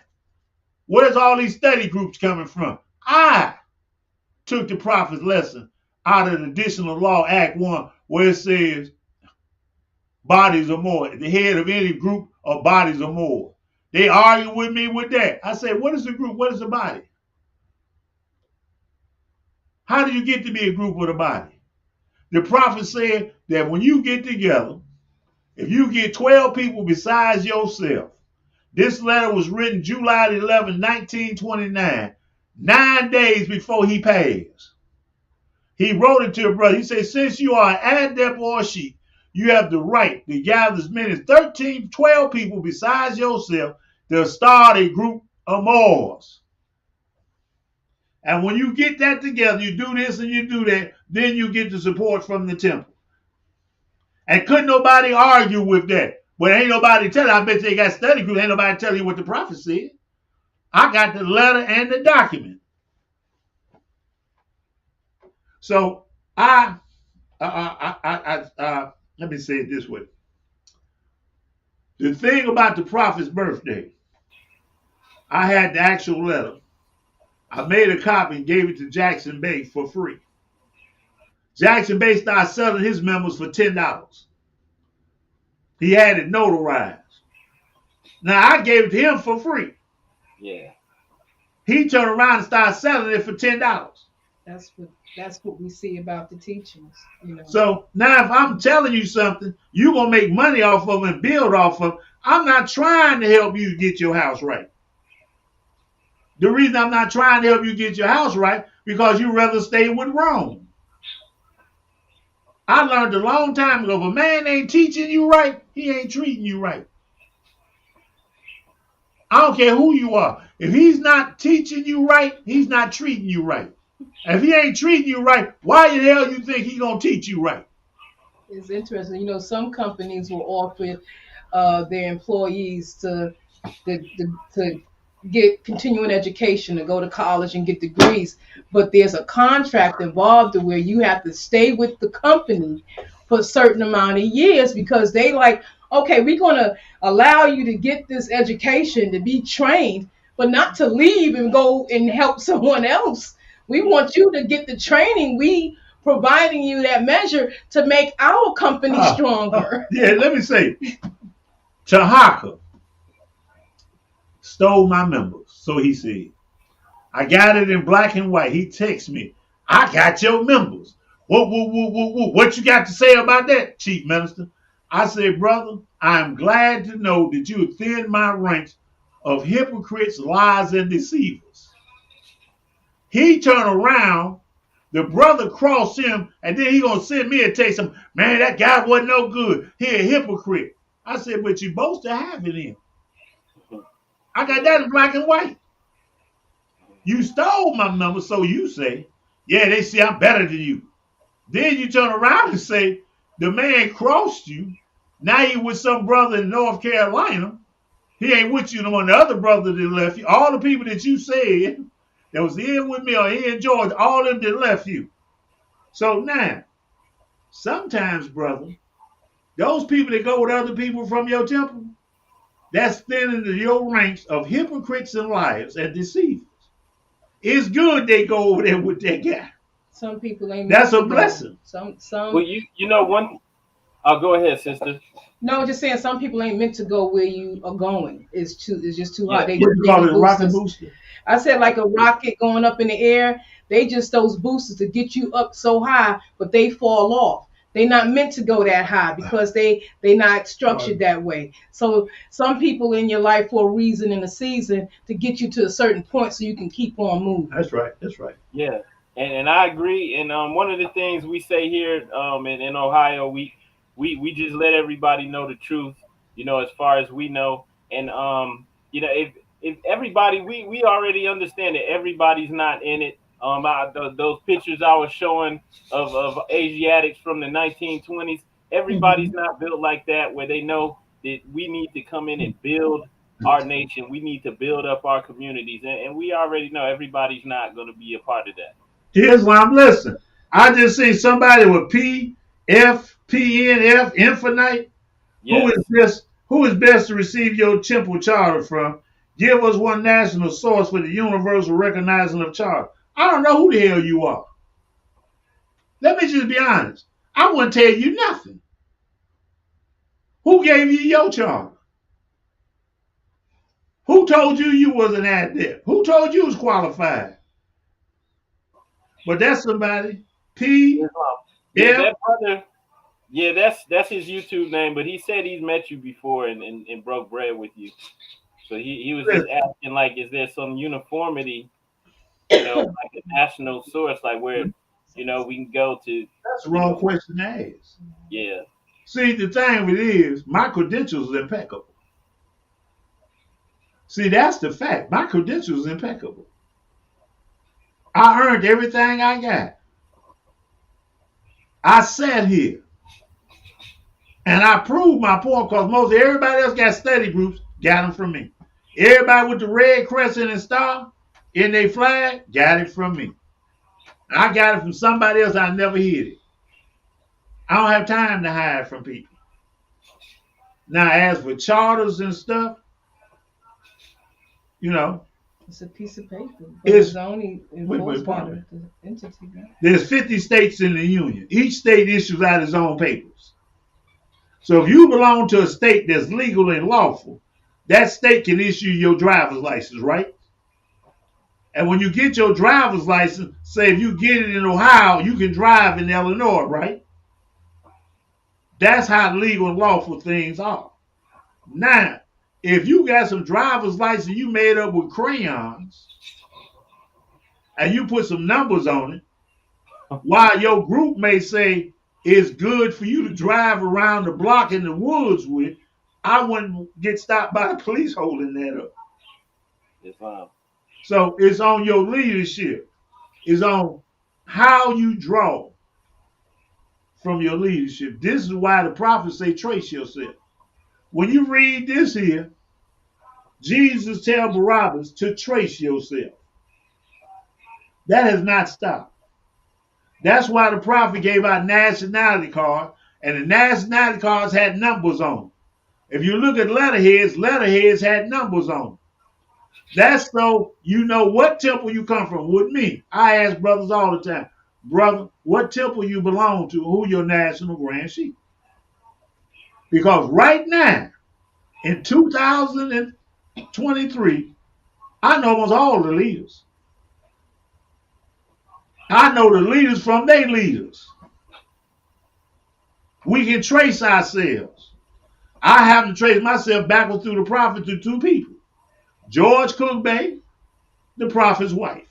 Meatly ill, more than two people. I go 5, 6 people I trace myself through. I know what should be on your nationality card according to what the prophet put on the first nationality card.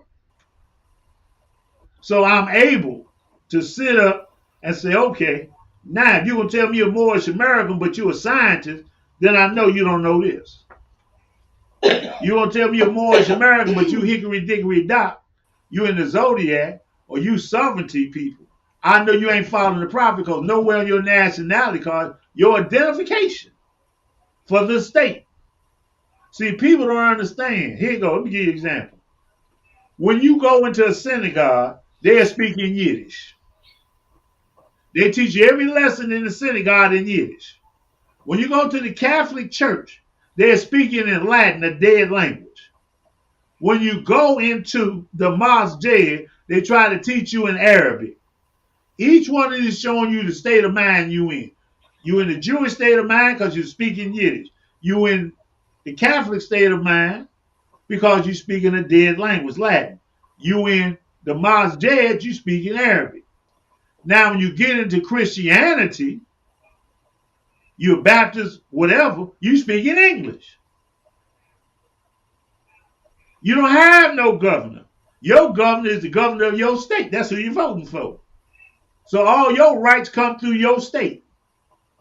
Now, I'm a Moorish American. All my rights come via my prophet. Allah and my prophet. I know who, what, and why. I can explain that. I've been to that.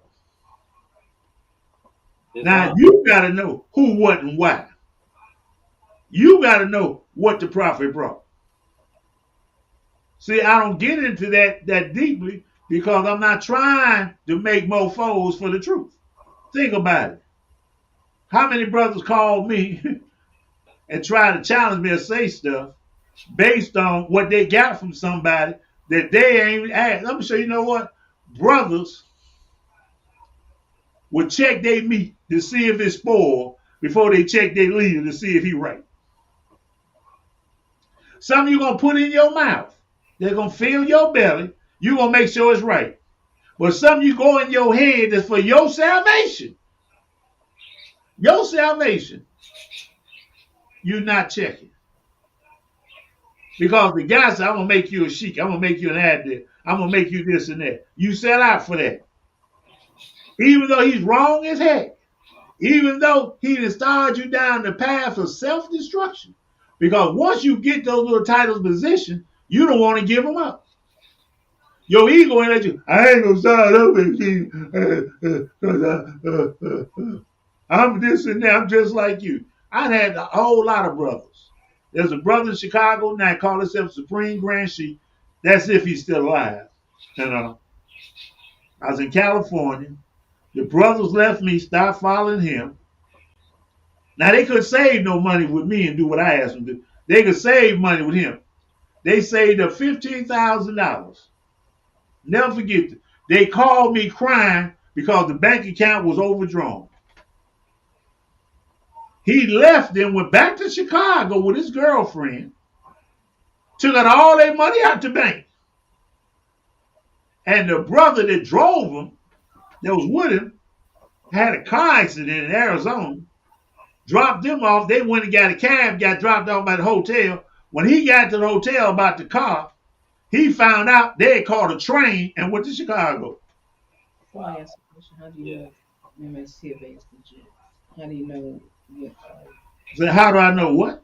How would you know? How can you determine if MSTFA is legit? My phone is going dead. Okay. How would you tell? This is it. See, this is the thing. The prophet say compare the spirit of man to what you know to be divine. First of all, you got to understand what the prophet brought. In order to understand what the prophet brought, that means you got to be in the temple and be taught by somebody that know what the prophet taught. Otherwise than that, you're trying to lean towards your own understanding. See, you come through this temple, though, you come in able to read, write, smell, tell, and everything. But you're under Satan's influence because whether you like it or not, you may not celebrate Christmas no more, but you look forward to the off day. You might not look for Easter eggs, but you're looking for the off day. See, all these things have effect upon us. When you come through this, though, you reclaim your nationality, and then we're to teach you. Why the prophet say, teach you? That's a key thing. He said, and we are to teach you about your nationality, divine creed. Nationality comes government, responsibility. How can you just tell somebody about a temple? I don't do it no more. If a brother asks me, I say, well, brother, I would try another temple. I ain't gonna tell you that temple bad. I'll try another temple, brother. I wouldn't go there if I was you. Well, why, brother? I'm not gonna give you my reason. But since you think you know,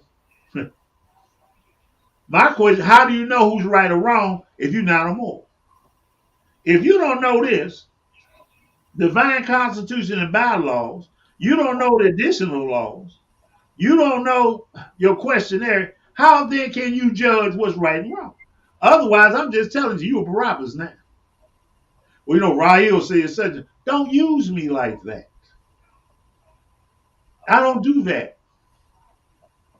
I would say study this, compare what we say there. Now I'm giving you the choice of this.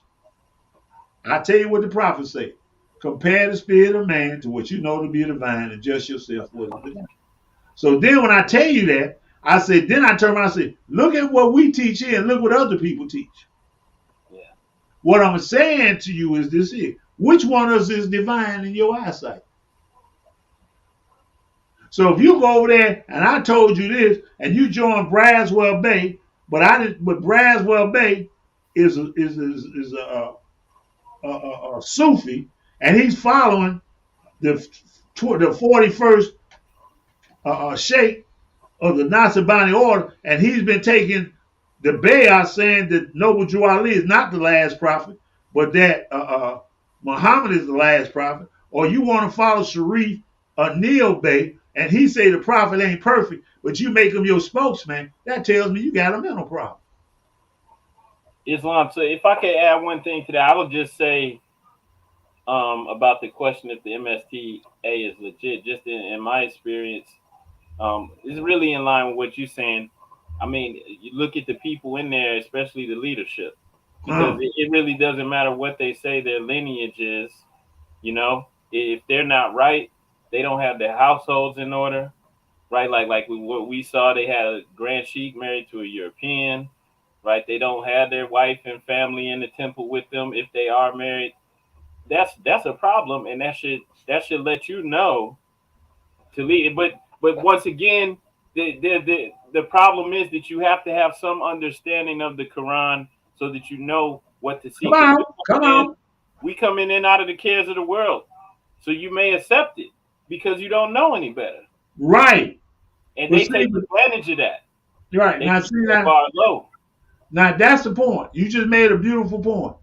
The problem is when I came in, the temple was already here. We was killing each other, stabbing each other in prison over who was who. This is back in the 60s and the 70s. We'll fight. When I get out, one of the things I want to know, am I right? Because I got stabbed twice in prison. I want to know, was I right or they right? Come to find out, none of us was right.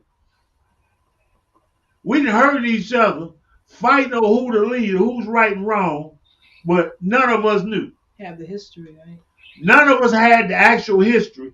And the history is more than, all right, me, Leah was the right one up to 1933. Then his wife sent him down south and left him.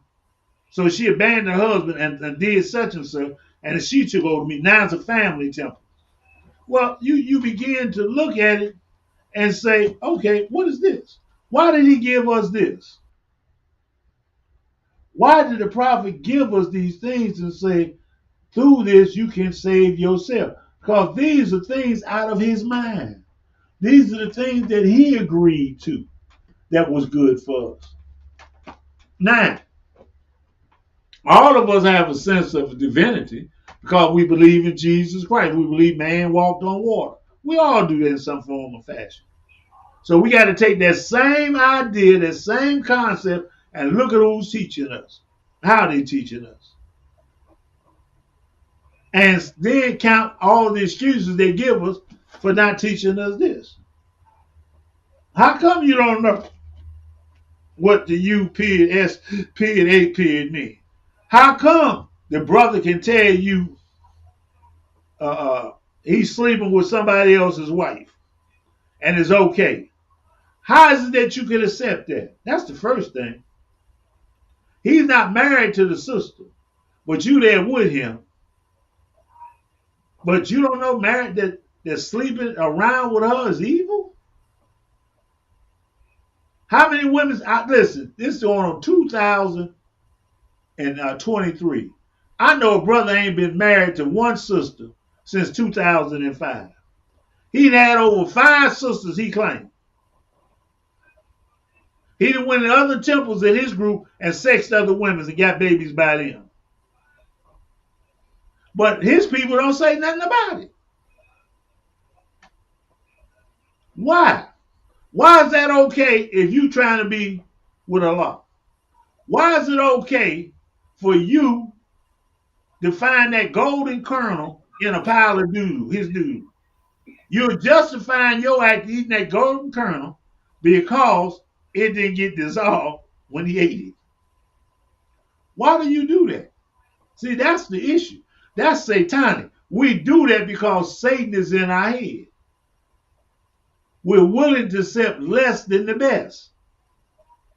We're happy with less because, as I said, Satan gets us at birth.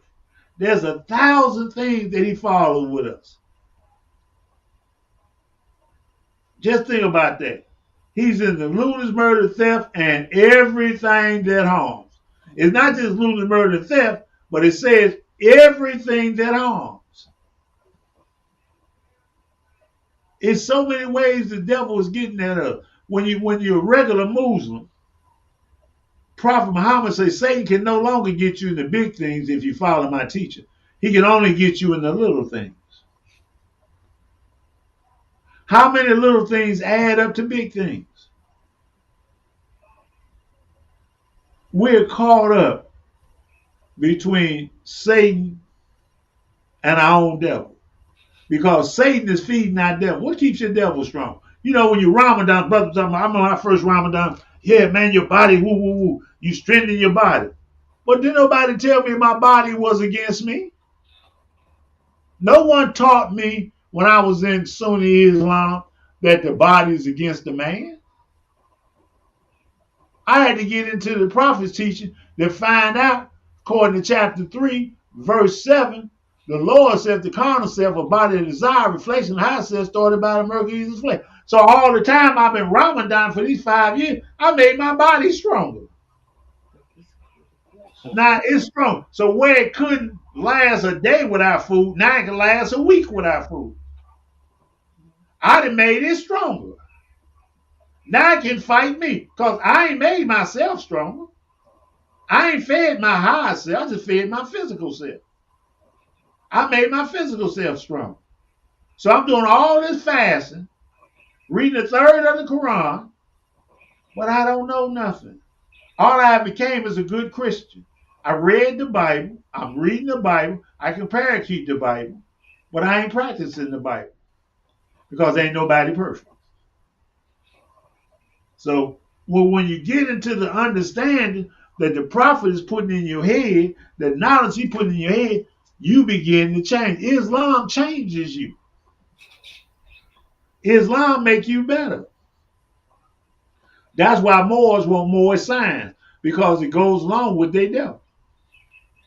Your devil is a scientist. Your devil put you in this predicament in science. Not in Islam. He whooped you with science. He made you Negro color black in your head in science. He didn't do that with Islam. Islam cannot make a man Negro color black in Ethiopia. Islam make you one with Allah. Listen. Moorish literature. What is Islam? Look what the prophet said. Page 10. The carnal doctrine of Islam is the unity of the Father, Allah. What unity? Who's in unity? Then it turns around the last paragraph. It says, this unity of Allah is the first and foremost pillar of Islam, and every other belief hangs upon it. Now, you got Moors running around, nationality, the order of the day, nationality, the order of the day. Nationality is not the order of the day. The very first question you asked by the prophet is, who made you? That's the very first thing. That goes with Islam. You want to know who made you. How do you get back to being unity with Allah? By knowing who made you. Then you turn around, you get to key 12, it says, what is his nationality? Moorish American. When you get to key 14, it says, why are you Moorish American? But you don't get to nationality till after you get through with your first 7 questions. Then all of a sudden you get into everything else. You get into Satan the beast when you get into your 50s. We start getting your questions 50, 51, 52. You start getting into the higher self and lower self in another way. But ain't nobody teaching you that. Ain't nobody teaching you how to look at these questions in blocks, how the prophet blocked off certain things and made certain things beautifully obvious. And because of that, we have fell into stagnation. We have failed in stagnation, not as the temple. The temple is still what it is. See, the Moorish Science Temple America hasn't changed. But it's the people trying to come in it that has changed. I'm still glad to be a Moorish American Muslim. Go ahead, Mo. Islam, brother, just off of what you just said about the temple and it being the people coming in trying to change things, how, what would you say the prophet, which way would you say the prophet set the temple up to go? Since some of the more say the prophet said this, hey, but one way the temple can go, that's back to Allah. The temple is your Garden of Eden. That's the modern day Garden of Eden. Because in the temple you get in heaven, don't you? Islam. It's only through the temple that you get in the third heaven. Now you read, let me give you this lesson right here. I can give this one away. Revelations chapter 5. And this is what chapter 5 says. It says this. I saw in the right hand of him that sat on the throne a book written within and on the backside sealed with 7 seals. I saw a strong angel proclaiming with a loud voice, who is worthy to open the book and to loosen the seals therein. Verse 3. And no man in heaven, nor in the earth, neither under the earth, was able to open the book, neither look therein. And I wept much. Then it says, you get to verse 5, and one of the elders said unto me, weep not. Behold, the Lion of the tribe of Judah, the root of David, has prevailed to open the book and to loosen the 7 seals thereof. Now, we're looking at this all wrong. Wait a minute.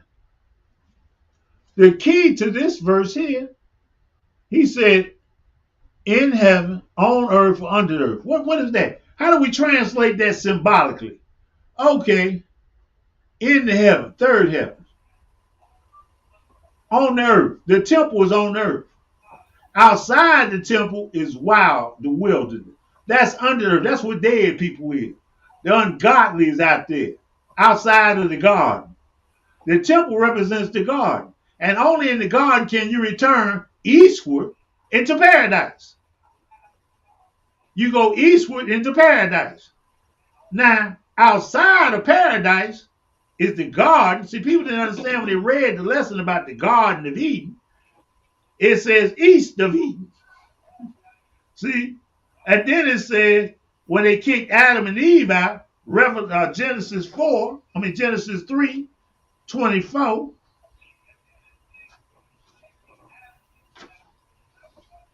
Genesis 3:24. Therefore the Lord set forth from the garden to till the ground. Wait a minute, let me get here. 22. And the Lord said, behold, the man is become as one of us, to know good and evil. And now at least we put forth his hand and take of the tree of life and live forever. 23. Therefore the Lord God sent him forth from the Garden of Eden to till the ground from whence he was taken. So he drove out the man he placed at the east of the Garden of Eden, a cherubim with a flaming sword returned. Simbo, turn east and west. My charm turns east and west. They kicked him out the garden. Now they got out the garden. Where they go? Let's go to Job. Job 30. Just to prove my point. Job 30. Job 30, it says this here. Now they that are younger than I have me in derision, whose fathers would have disdained their set with the dogs of my flocks. Yea, thereto might be the strength of their hands profit me, in whom old age is perished. For the want of famine they are solitary, fleeing into the wilderness in former time, isolated and wasted. Who cut up jumbo mutes for bushes and meat? They was driven from amongst men. They cried out after them as a thief. The original key 57. Who are Adam and Eve? The ones that was cast out the holy city. I gave away too much then. Those that was cast out the holy city except they teach. Oh, wait a minute. Let me go to the here. Revelations.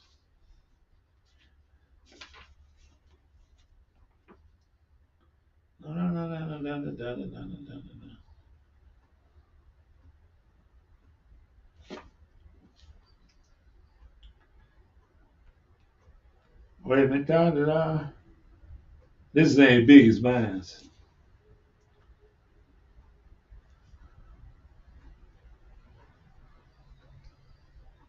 It says, Revelation 19, somewhere in there, between 18 and 19. And it says this here. No one knew the man's name except for whom he gave it to. Wait a minute. On his thigh was a name that no one knew except who he gave it to. Wait a minute. On his thigh was a name no one knew, so he gave it to, right? Mm-hmm.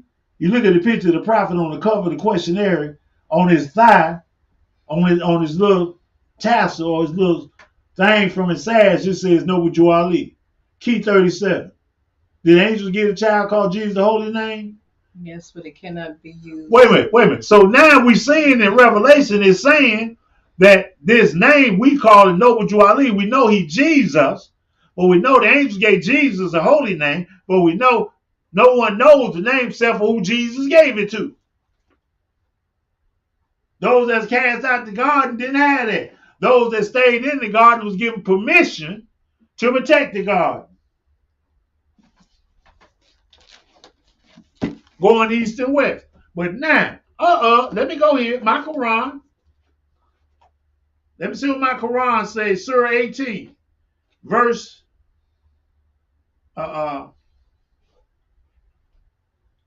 Surah 18, verse 15. Let me go there. Now this is what it says. Goes along with what I just read. Look what it says. It starts right here, verse 13 in chapter 18. The cave. It's called the cave. What I just said in Revelation, Job, that they were chased out, chased out the garden, driven from amongst men. Now, let's see what happened to them, what they look like. Then it says here, Surah 18, verse 11. Then we sealed their hearing, made them sleep in the cave for a number of years. When we raised them up in order to test them, which one of the two parties was able to calculate correctly for a period of their stay. 13. Now we tell you their story was true. They were young who had believed in their Lord, and we increased them in guidance. And we strengthened their hearts when they rose up and declared, our Lord is the God of heaven and earth. We would not call upon any God besides him, but when they spoke in outrage. These people have adopted another God besides him. They do not bring any clear argument. Well, who can be more wicked than the ones who invented a falsehood against Allah? When you departed from them, they would worship another Allah. Go to the cave for shelter. Your Lord will spread for you in his mercy and will prepare for you a safety. You would have seen the sun when it rose moving away from the cave to the right. And when it set passing by them on the left, they were in the cliff thereof. That's one of the signs of Allah, whom Allah guided, rightly guided, but whom he misleads shall find no friend to guide him. You might have thought them awake, though they were sleeping. We turned them around to right and left with their dogs as they lay at the cave entrance with their legs stretched out. Had you looked upon them, you would surely turn your back and fled filled with tears. In like manner, we wakened them, that we might question one another. I could go on, but I ain't.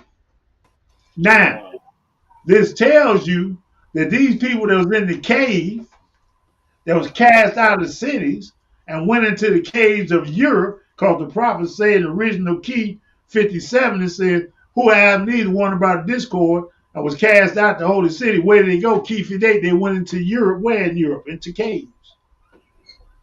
So all these lessons and stuff that we're producing and teaching in the Moorish Scientific America makes you conscious.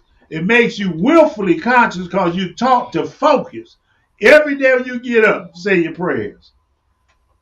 Prophets say pray 3 times a day. So when you get up at 12 o'clock at night, between 12 and 7, you should pray. Between 1 and 5, you should pray.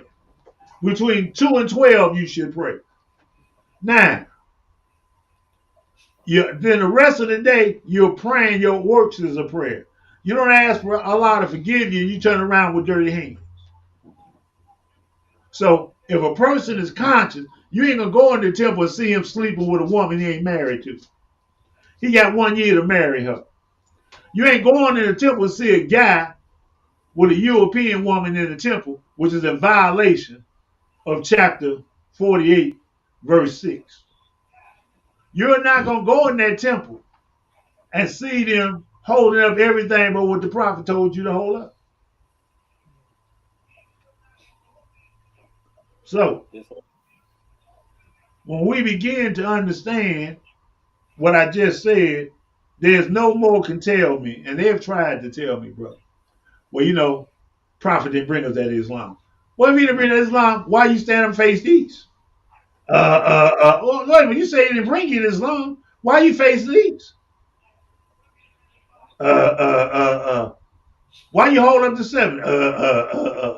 But you don't want to pray? What got you against praying? Why you want to sin? You don't want to pray, but you go chase your girlfriend. Yeah. You know, you want, Question you being the mind. Yeah, you want to question who I am. I'm not questioning about it. If you're a knucklehead, you're a knucklehead. I can see it back. I get off the phone. I got something else. Brother, it's how well versed in the Quran of Mecca should the average Moorish American Muslim be? Just in your opinion. All right. He should be just as versed as he is in his football team, in his baseball team.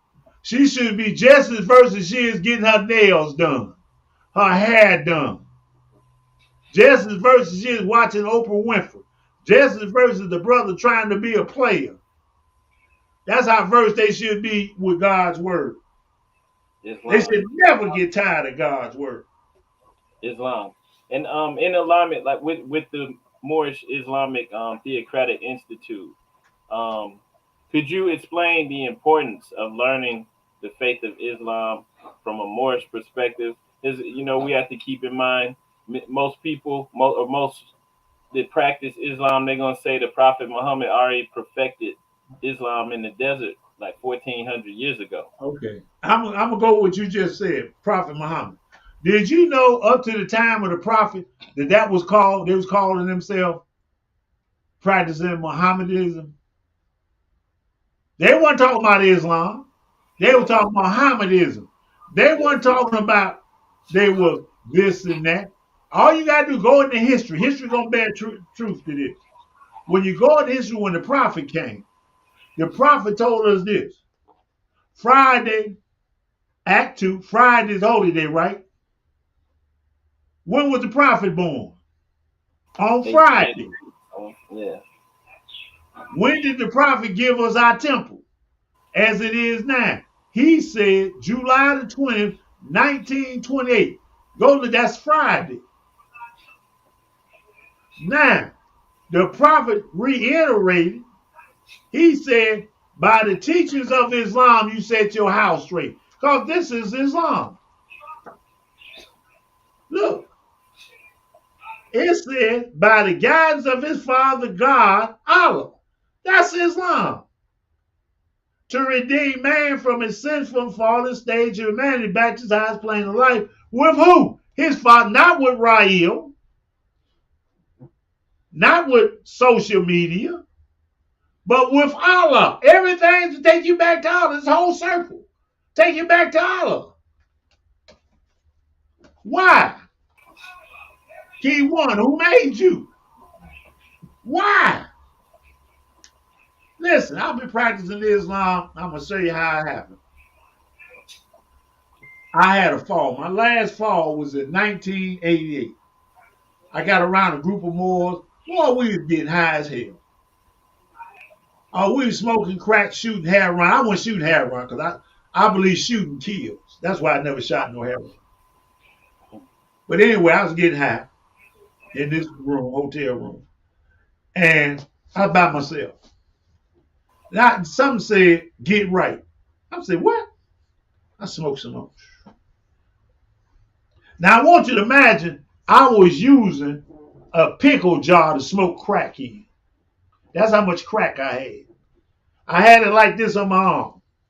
I had a steel metal rod that I brought. And when I puffed out, I looked like a dragon. So my whole room full of smoke.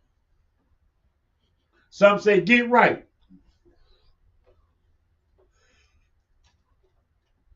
Stay right. Get right, stay right. Get right, stay right. It got the bug. I said, who messing with me? Somebody messing with me.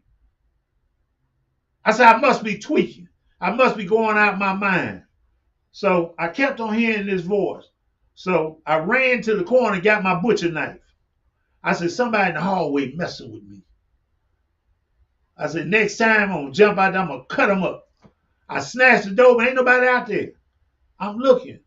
So I get back in my room. Smoke filled. I'm like, man, I must be going crazy. I'm losing my mind. Something said, get right, stay right. I said, oh, man. So in my closet is where I had the floorboard where we used to keep all our drugs sit, right? So I hid my drugs, and then I ran from that hotel room. I ran down the street to Glide Memorial Church, went around the corner, rented me a hotel room at the St. George Hotel on the front. I got me a front room.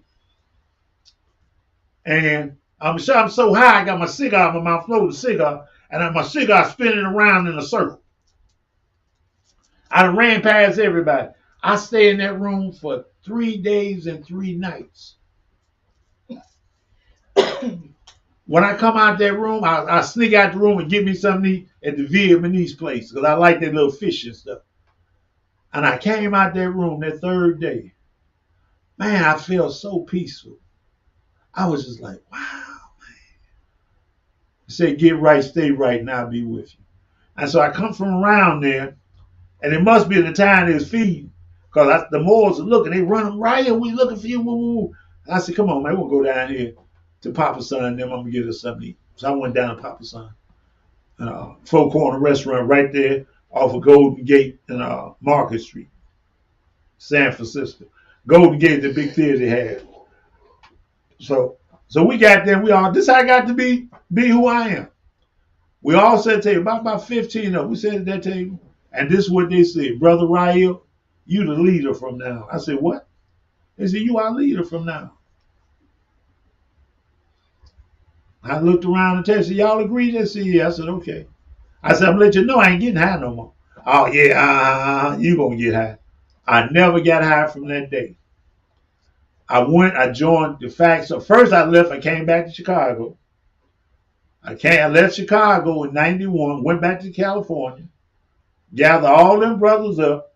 I joined the Facts on Crack program at Glide Memorial Church, and I became a drug counselor from that point on. I got pictures of me with my kufi on, everything as a drug counselor. Each one of the brothers that day that agreed to make me their leader, all of them had to go through the drug program and graduate. All of them had to go through the drug program and graduate. After that, from that point on, I ain't never looked back. I tell all the Moors and members, if you come over here, get right, stay right, so Allah can be with you like he with me. Let Allah go before you. I got that lesson from one of my members, the Farouk brother. He said, Chief, I was always saying, get right, let Allah go before you. He went into his Bible and come up with Deuteronomy 9, verse 3, and gave it to me. He said, Chief, this is what you're talking about. Now, my thing, I was talking about it, but not that way. But I love that way he gave it. Farouk, he part of our prison ministry and our legal team. And so I was so proud he gave me that. And I haven't got high since then.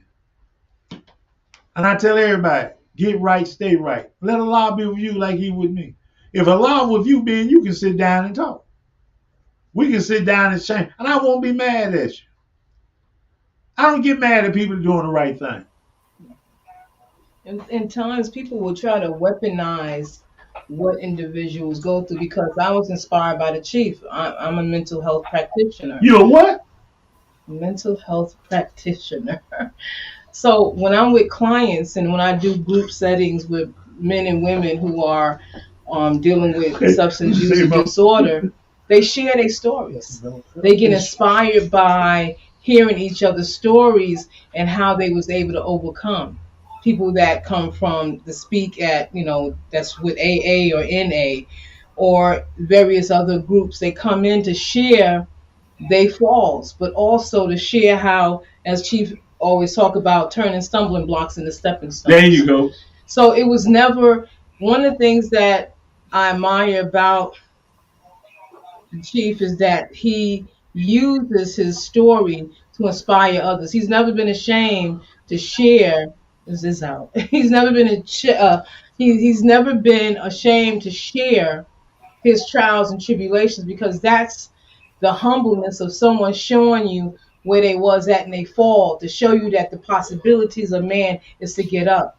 So anyone that tries to weaponize somebody, and I'm a substance abuse counselor You're and what? mental health practitioner, if anyone tries to weaponize you because you've gone through something, they're evil. And here's the thing about evil people. Here's the thing about demonic people. They too can be your best teachers. Huh? Tell him. Evil person is also your best teacher. You can learn from them. And so people always ask, how do we get with Moorish Americans? How can we bring this together? You unify with like-minded individuals.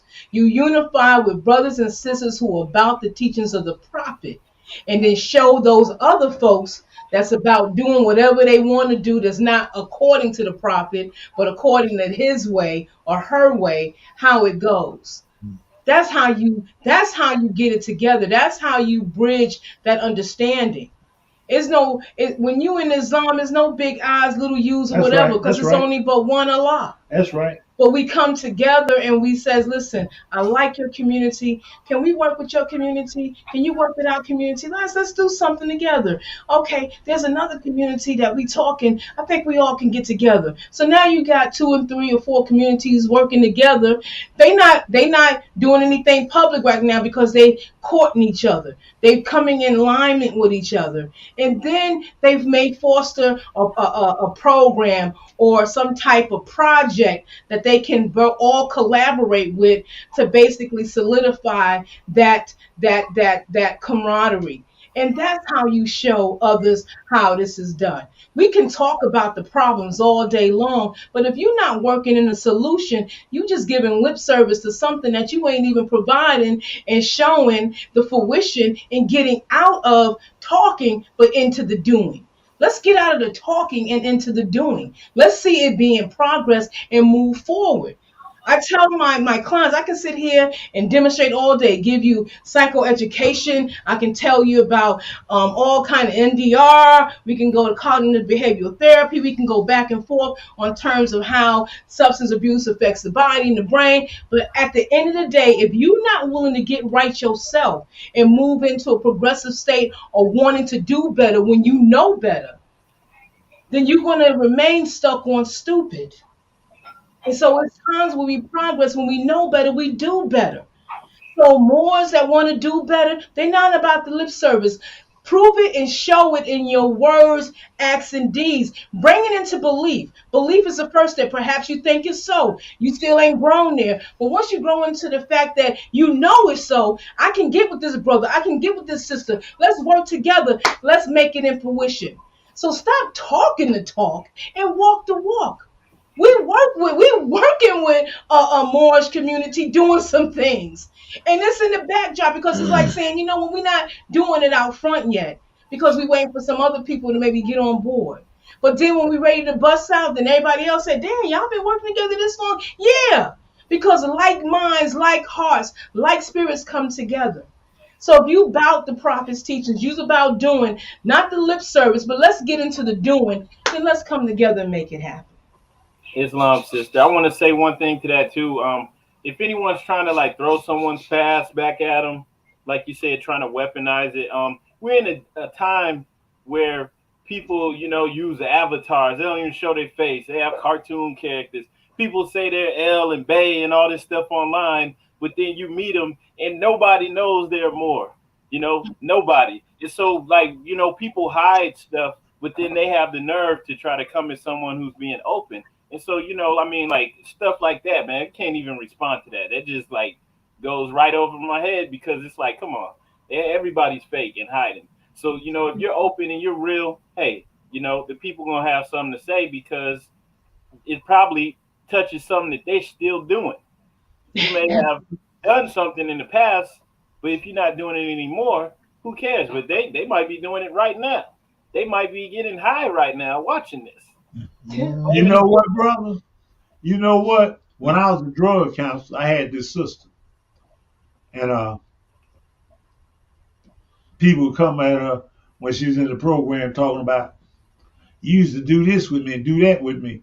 And so one day she caught me coming out the office because I was a male counselor and she was the female. She was crying, and I said, sister, don't worry about that. She said, but I said, ask them can they cash that check. Say what? I say, last year at this time I was paying rent. Can I use that old check stub to pay this week's rent this month? She said, no. I said, let him know that. Let him know that's what you holding back to something, a receipt that I threw away. You can't use that on me today. Yeah. And you wasn't that damn good back then either. Wow. Because some people try to hold you to your sin. That's what we call people try to hold you prisoner to your sin. They throw up your past because they're stuck. You know, misery loves company. Hurt people hurt people. So when someone is not in a healthy mental state of mind, they're going to throw out all kind of things to discredit someone. They're going to try to destroy you, discredit you, demonize you. What it's called? It was like the 4 Ds. And defame you. So when they try to do those 4 Ds, basically it is just because they are hurting. They are in a mental hell themselves that they are hurting because they're not teaching by that. And so when people say, well, he's not my Mahdi, whatever, that doesn't matter. He's not, he's my Mahdi. Hold on. Let me say it this way in English. Who gives a damn? I don't have to be nothing to you because guess what? In my world, you're nothing to me. See, the first thing I learned when I got out, when I was in the game, this first thing, it doesn't matter what you think of me. It's what I think of you. See, that's the only thing that's ever mattered in the life. It's what I think of you. See, it doesn't matter what you think of me. As long as you don't put your hands on me, it doesn't matter. Because guess what? I'm not even paying you no attention. I'm going to say it this way. My faith don't require you to believe. When I was in prison, we had this brother. This brother started off with me in the old prison. We went to the new prison. So anyway, in the new prison, I can wear my clothes because I was down here with the women. So now, you know, brothers be talking about how they used to dress and stuff on the streets. But I got my clothes sent to me from the street. I got silk and wool. I got suits and stuff. So anyway, so I'm in there, and I had my gold charm on, my gold medallion. And so he's looking, he get in line. He said, I remember you. I said, you do? He said, yeah, you know, I remember when you used to be in the mechanical shop, in the tailor shop, with your clothes all wrinkled. You didn't even care. Now look at you. I said, brother, I thank you. I said, because you played such an insignificant role in my life, I didn't know who the hell you was until you just walked up and showed me you a fool. Because I was never watching you. See, when I jump up and I wear my wrinkled clothes, I didn't care if you see my wrinkled clothes. I'm used to wearing silk and wool. You know, when you wear silk, the wrinkles fall out. See, he wasn't used to say, I'm used to wearing silk and wool. So when I put on my wrinkled silk shirt, by the time I get downstairs, the wrinkles didn't fall out. But you wearing that old heartbreaking, scratch your booty clothes, you got to do your stuff. See, that doesn't matter. Right. I'm with Allah. It doesn't matter what you think. That's it. I'm only serving Allah. I do good because it pleases me to please my God. That's right. That's right. Wow. I do this because I teach because it pleases me, because God gave me the ability to use it. Now, if you don't like it, go get your own mufti. Go get your own Mahdi.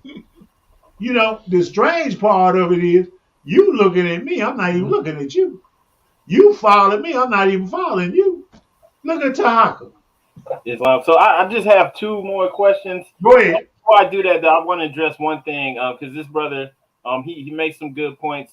But just one thing the brother said, he's speaking about the premarital sex or having sex outside of marriage, and just speaking about how it's just normal now here in America, and and you know how difficult really that it is to change the norm. Like that's the norm, that's the way it's gonna Look be. what you just Like, said.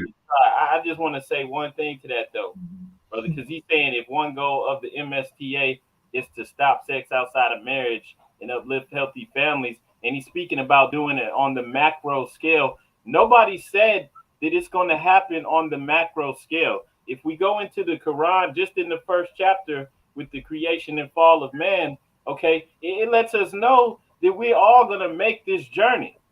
We're all going to eventually conquer lower self, right? But it doesn't say we all going to do it in 2023.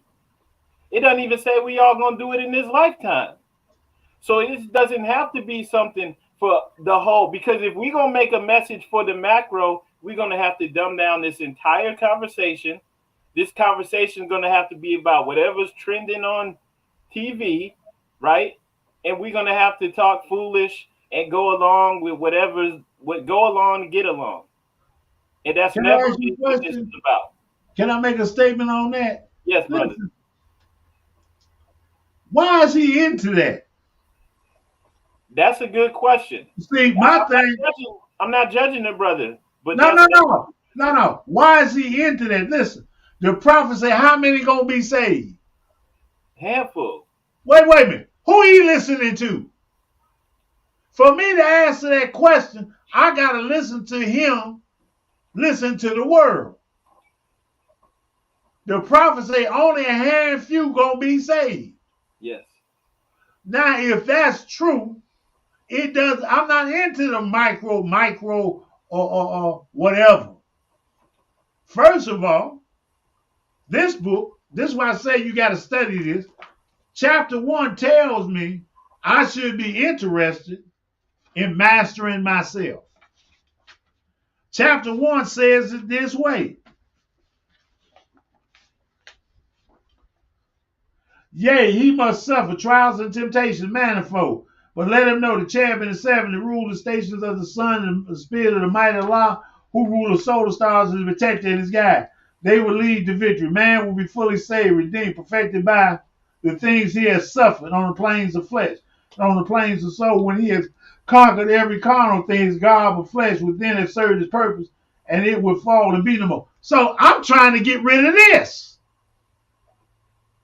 Then he would stand and travel the plains of soul. We must complete his victory. A number of foes stand upon man and plains soul. They must overcome. They overcome one. Thus, he would be his beacon light. Now, wait a minute. I ain't here for nobody but me. Listen, when man fell, now check it, he caused everything else to fall. The first man didn't fall. The men after him fell. His job, because he didn't fall, and since he led man to this plane of manifest, is now man has a leader. It says Allah speaks to man through man. Now, I'm only going to be here. I ain't going to be here 1,000 years. I ain't going to be here 200-300 years. The time that I'm in, I'm learning to master myself. And in doing that, I understand other people need an example. I'm trying to be an example to them. I'm not trying to tell everybody you got to get married. You don't see me run around with no sign running down the hallway throwing white flowers and doves talking about get married. That's not me. What is me is the prophet say come to where? Where the prophet say you got to come to? To the temple. He never told you to go out in the world and teach that. He said, come to the temple. If you have race pride, he told you come what? Join the temple. Then you have the power. But then when you join, you begin to understand. You put this in your head. You begin to understand the only people the prophet can save is those that listen.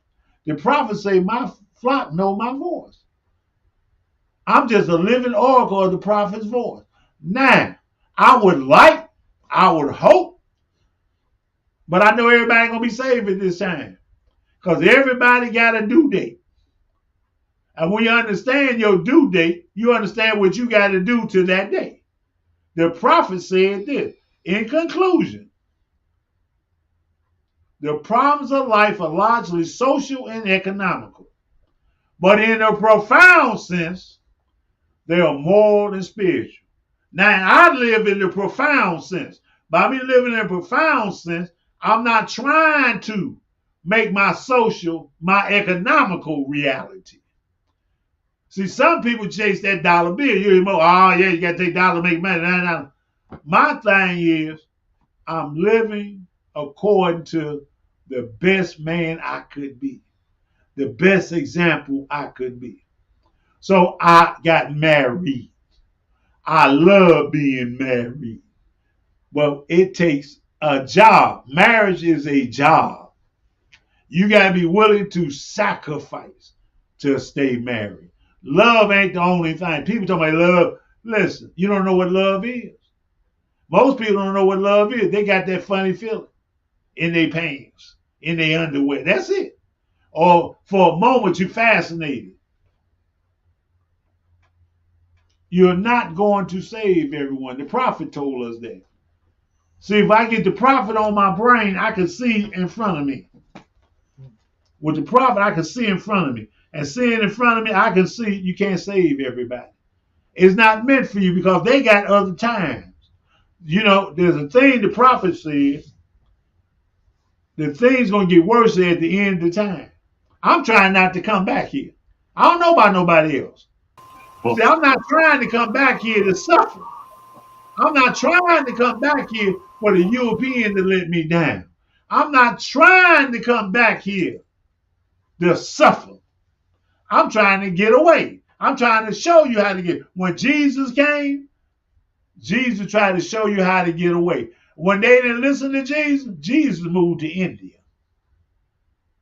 Moors know the truth. Jesus went to India. He left Jerusalem. He said, Father, you know what they're trying to do to me. I got to get up and get away. The problem is, what are you going to do? Are you making your life a sample for those that can see, those that can hear, those that can feel, That's the important thing.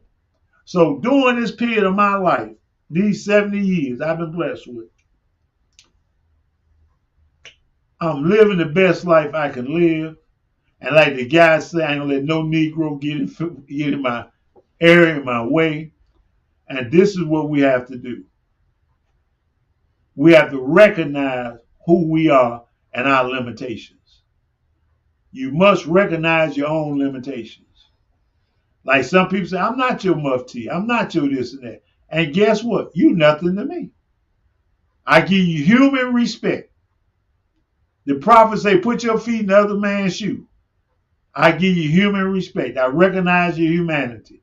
Other than that, I'm gone. But I'm not trying to prove nothing to you. Hey, I don't even know you. And sometimes I walk around you. See, because what you think you know, most people come out that circle of pretended wise. The pseudoscientist circle. The circle where you think the stuff you say is law. Because you say it is good. It might be to you. But not so with me. I've been here all this time. I've set a standard. I don't even know you. I set a standard. I can go and show you where people fought me. Now they're doing what I was doing and said to do. I'm in the prophet's house.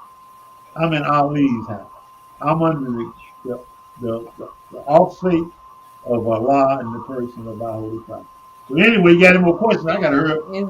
Islam. What a brother asked in the chat saying if only a handful is going to be saved.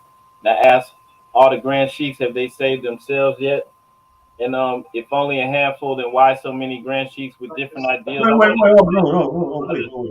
Wait.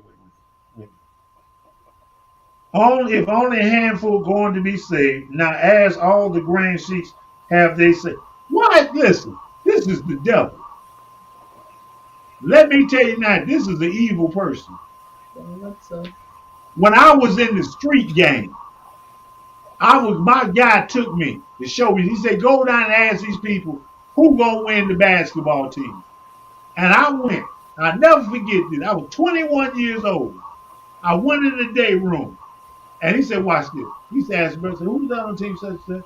And these two brothers got to argue about how much money this man was making. They got to argue about who's going to switch in from one team to team. And then he asked this question. He said, how much money y'all make last year? They couldn't even tell me how much money they made, but they could tell me about how many people on the football team, basketball team, how they make their money. You so busy in somebody else's business. This is somebody else's business. Have you saved yourself? I saved myself. I'm one without it. That's all I'm interested in. Now, I'm not asking nobody, are you saved? You must be a Mormon. Do you know? People have a tendency to worry about the wrong things. No, this ain't worried about. No, this ain't. See, the nature of this question is not a question about words. If only a handful is going to be saved, who said this on a handful? I didn't say it. The prophet said it, right? Who he questioned? The prophet. He questioned the prophet because the prophet said. I asked him. I said, how many people the prophet say, right? Then he said, now ask all the grand sheiks. Ask all the grand sheiks. All the grand sheiks. How many grand sheiks are there? He know. Have they saved themselves yet?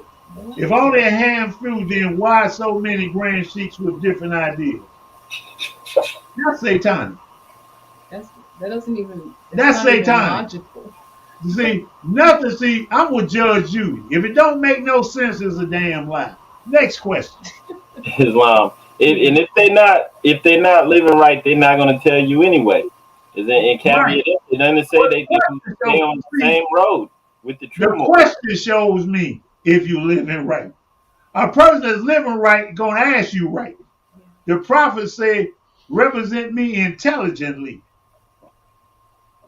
Islam. So I wanted to ask you about the Moorish Islamic Theocratic Institute. Now, is that open for all Moorish? I'll let her answer that because listen, I'm hungry.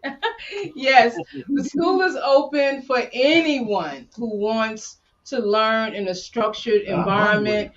It's if you're familiar with online learning, we use the up-to-date, very high-end online learning platform. The lessons are given in order, so once you complete one lesson, it unlocks you to move into the next lesson. Courses can be paid in full or in blocks of 2s. So this way you can just pay for lesson 1 and 2, But in the first, the basic course, we cover in the Circle 7, the Divine Constitution, Bylaws, the 101s, the basic tools in the temple. When we go into the 102 course, we're going into more of the philosophical aspect and learning how to study, how to learn. We're going into the more profound teachings of all the prophets listed on our nationality card. We're going into the aspects of John the Baptist, who our prophet said that was our Marcus Messiah Gavi was our new John the Baptist. We go into why the prophet chose him. We go into breaking down the nationality card. We go into more in depth. So the 102s is 15 courses. And the 101 course is 10 courses. So the 102s is a more advanced course that goes in more philosophical, more the aspects of the faith of Islam. And these courses have set, particularly brothers that are in the dismal crypts, a foundation so they can lead inmate-led services. It's the thing is, who validates your understanding? Like if you went to a doctor, you're not going to go to someone who learned something on YouTube or downloaded 1,500 hours to work on your loved one because they got a spleen and need to be repaired. You're going to want to know that he went to someone accredited institution. And when I talk about accredited, I'm talking about accredited in terms of not because they're able to take federal, you're able to get a federal loan, but accredited in the sense of they're able to teach you according to that discipline effectively so that you can be well attuned to that. The Moorish Science American Theocratic Institute, it started off as the University of the Moorish Science Temple America and it rebranded itself. It's been around since 2005. That's how long it's been around. We have graduated countless of individuals that are not members of our community. We have members from the Nation of Islam. We have students that had double doctorate degrees in secular schools. So we have people in all walks of life, from the reincarnated temple, all various temples that have been students that have went through the halls of learning of the Moorish Islamic Theocratic Institute. So the lessons are pristine, precise. We don't go back and forth. We give you elements to where we're not just telling you something and just leave it. We're going to show you. We're going to validate it. We're going to show you how you find accredited information, how you know how to determine that information to be true. How do you do the contrast and comparison? So we go through all those elements, and a lot of all our stuff has been well vetted. It's been vetted over the years. So the school is open for anyone. You can register at any time. It's self-paced, so you can learn at your pace. But we trust that you will at least finish the course within a year's time. And if things happen, life gets in the way, you can always reboot and just let us know, hey, I want to start back, but and we'll keep your account, though it won't be active, it won't be deleted. So this way you can pick up where you left off if you was to need a break. We give you that because we know everyone learns differently. But it's a beautiful learning platform. We love it. We are proud of it. It's always evolving, and it looks really good. So it's what we love. The website, if I can just education. I think you got it up there too. So it's MITI.education. Education spelled out. Yeah, all that information for the school, the website for the temple, their books, that's all in the video description. We've also taken some courses from the Institute, and I can say it's top notch, the information. We learned a lot, and that's why we having you on here, because we appreciate the work that you've done, and so don't want to take too much more of your time up. I'm gonna go eat. I want to thank you for your time. My mom say that's my Lord said. The mom say that's my Lord said. He right too. We appreciate you. Give our Islams to your queen and to the family. Yes, sir. We trust that we'll be on that side again, hopefully in the near future, to visit you again. Definitely, you're welcome to come and visit us. We definitely enjoy you, and thank you again for having us. All right, thank you too, and peace and love to you and to everybody in your temple. Peace and love. Islam, peace and love. Praise and love. Your phone off and everything. Yeah. And people be calling, making me mad. All right.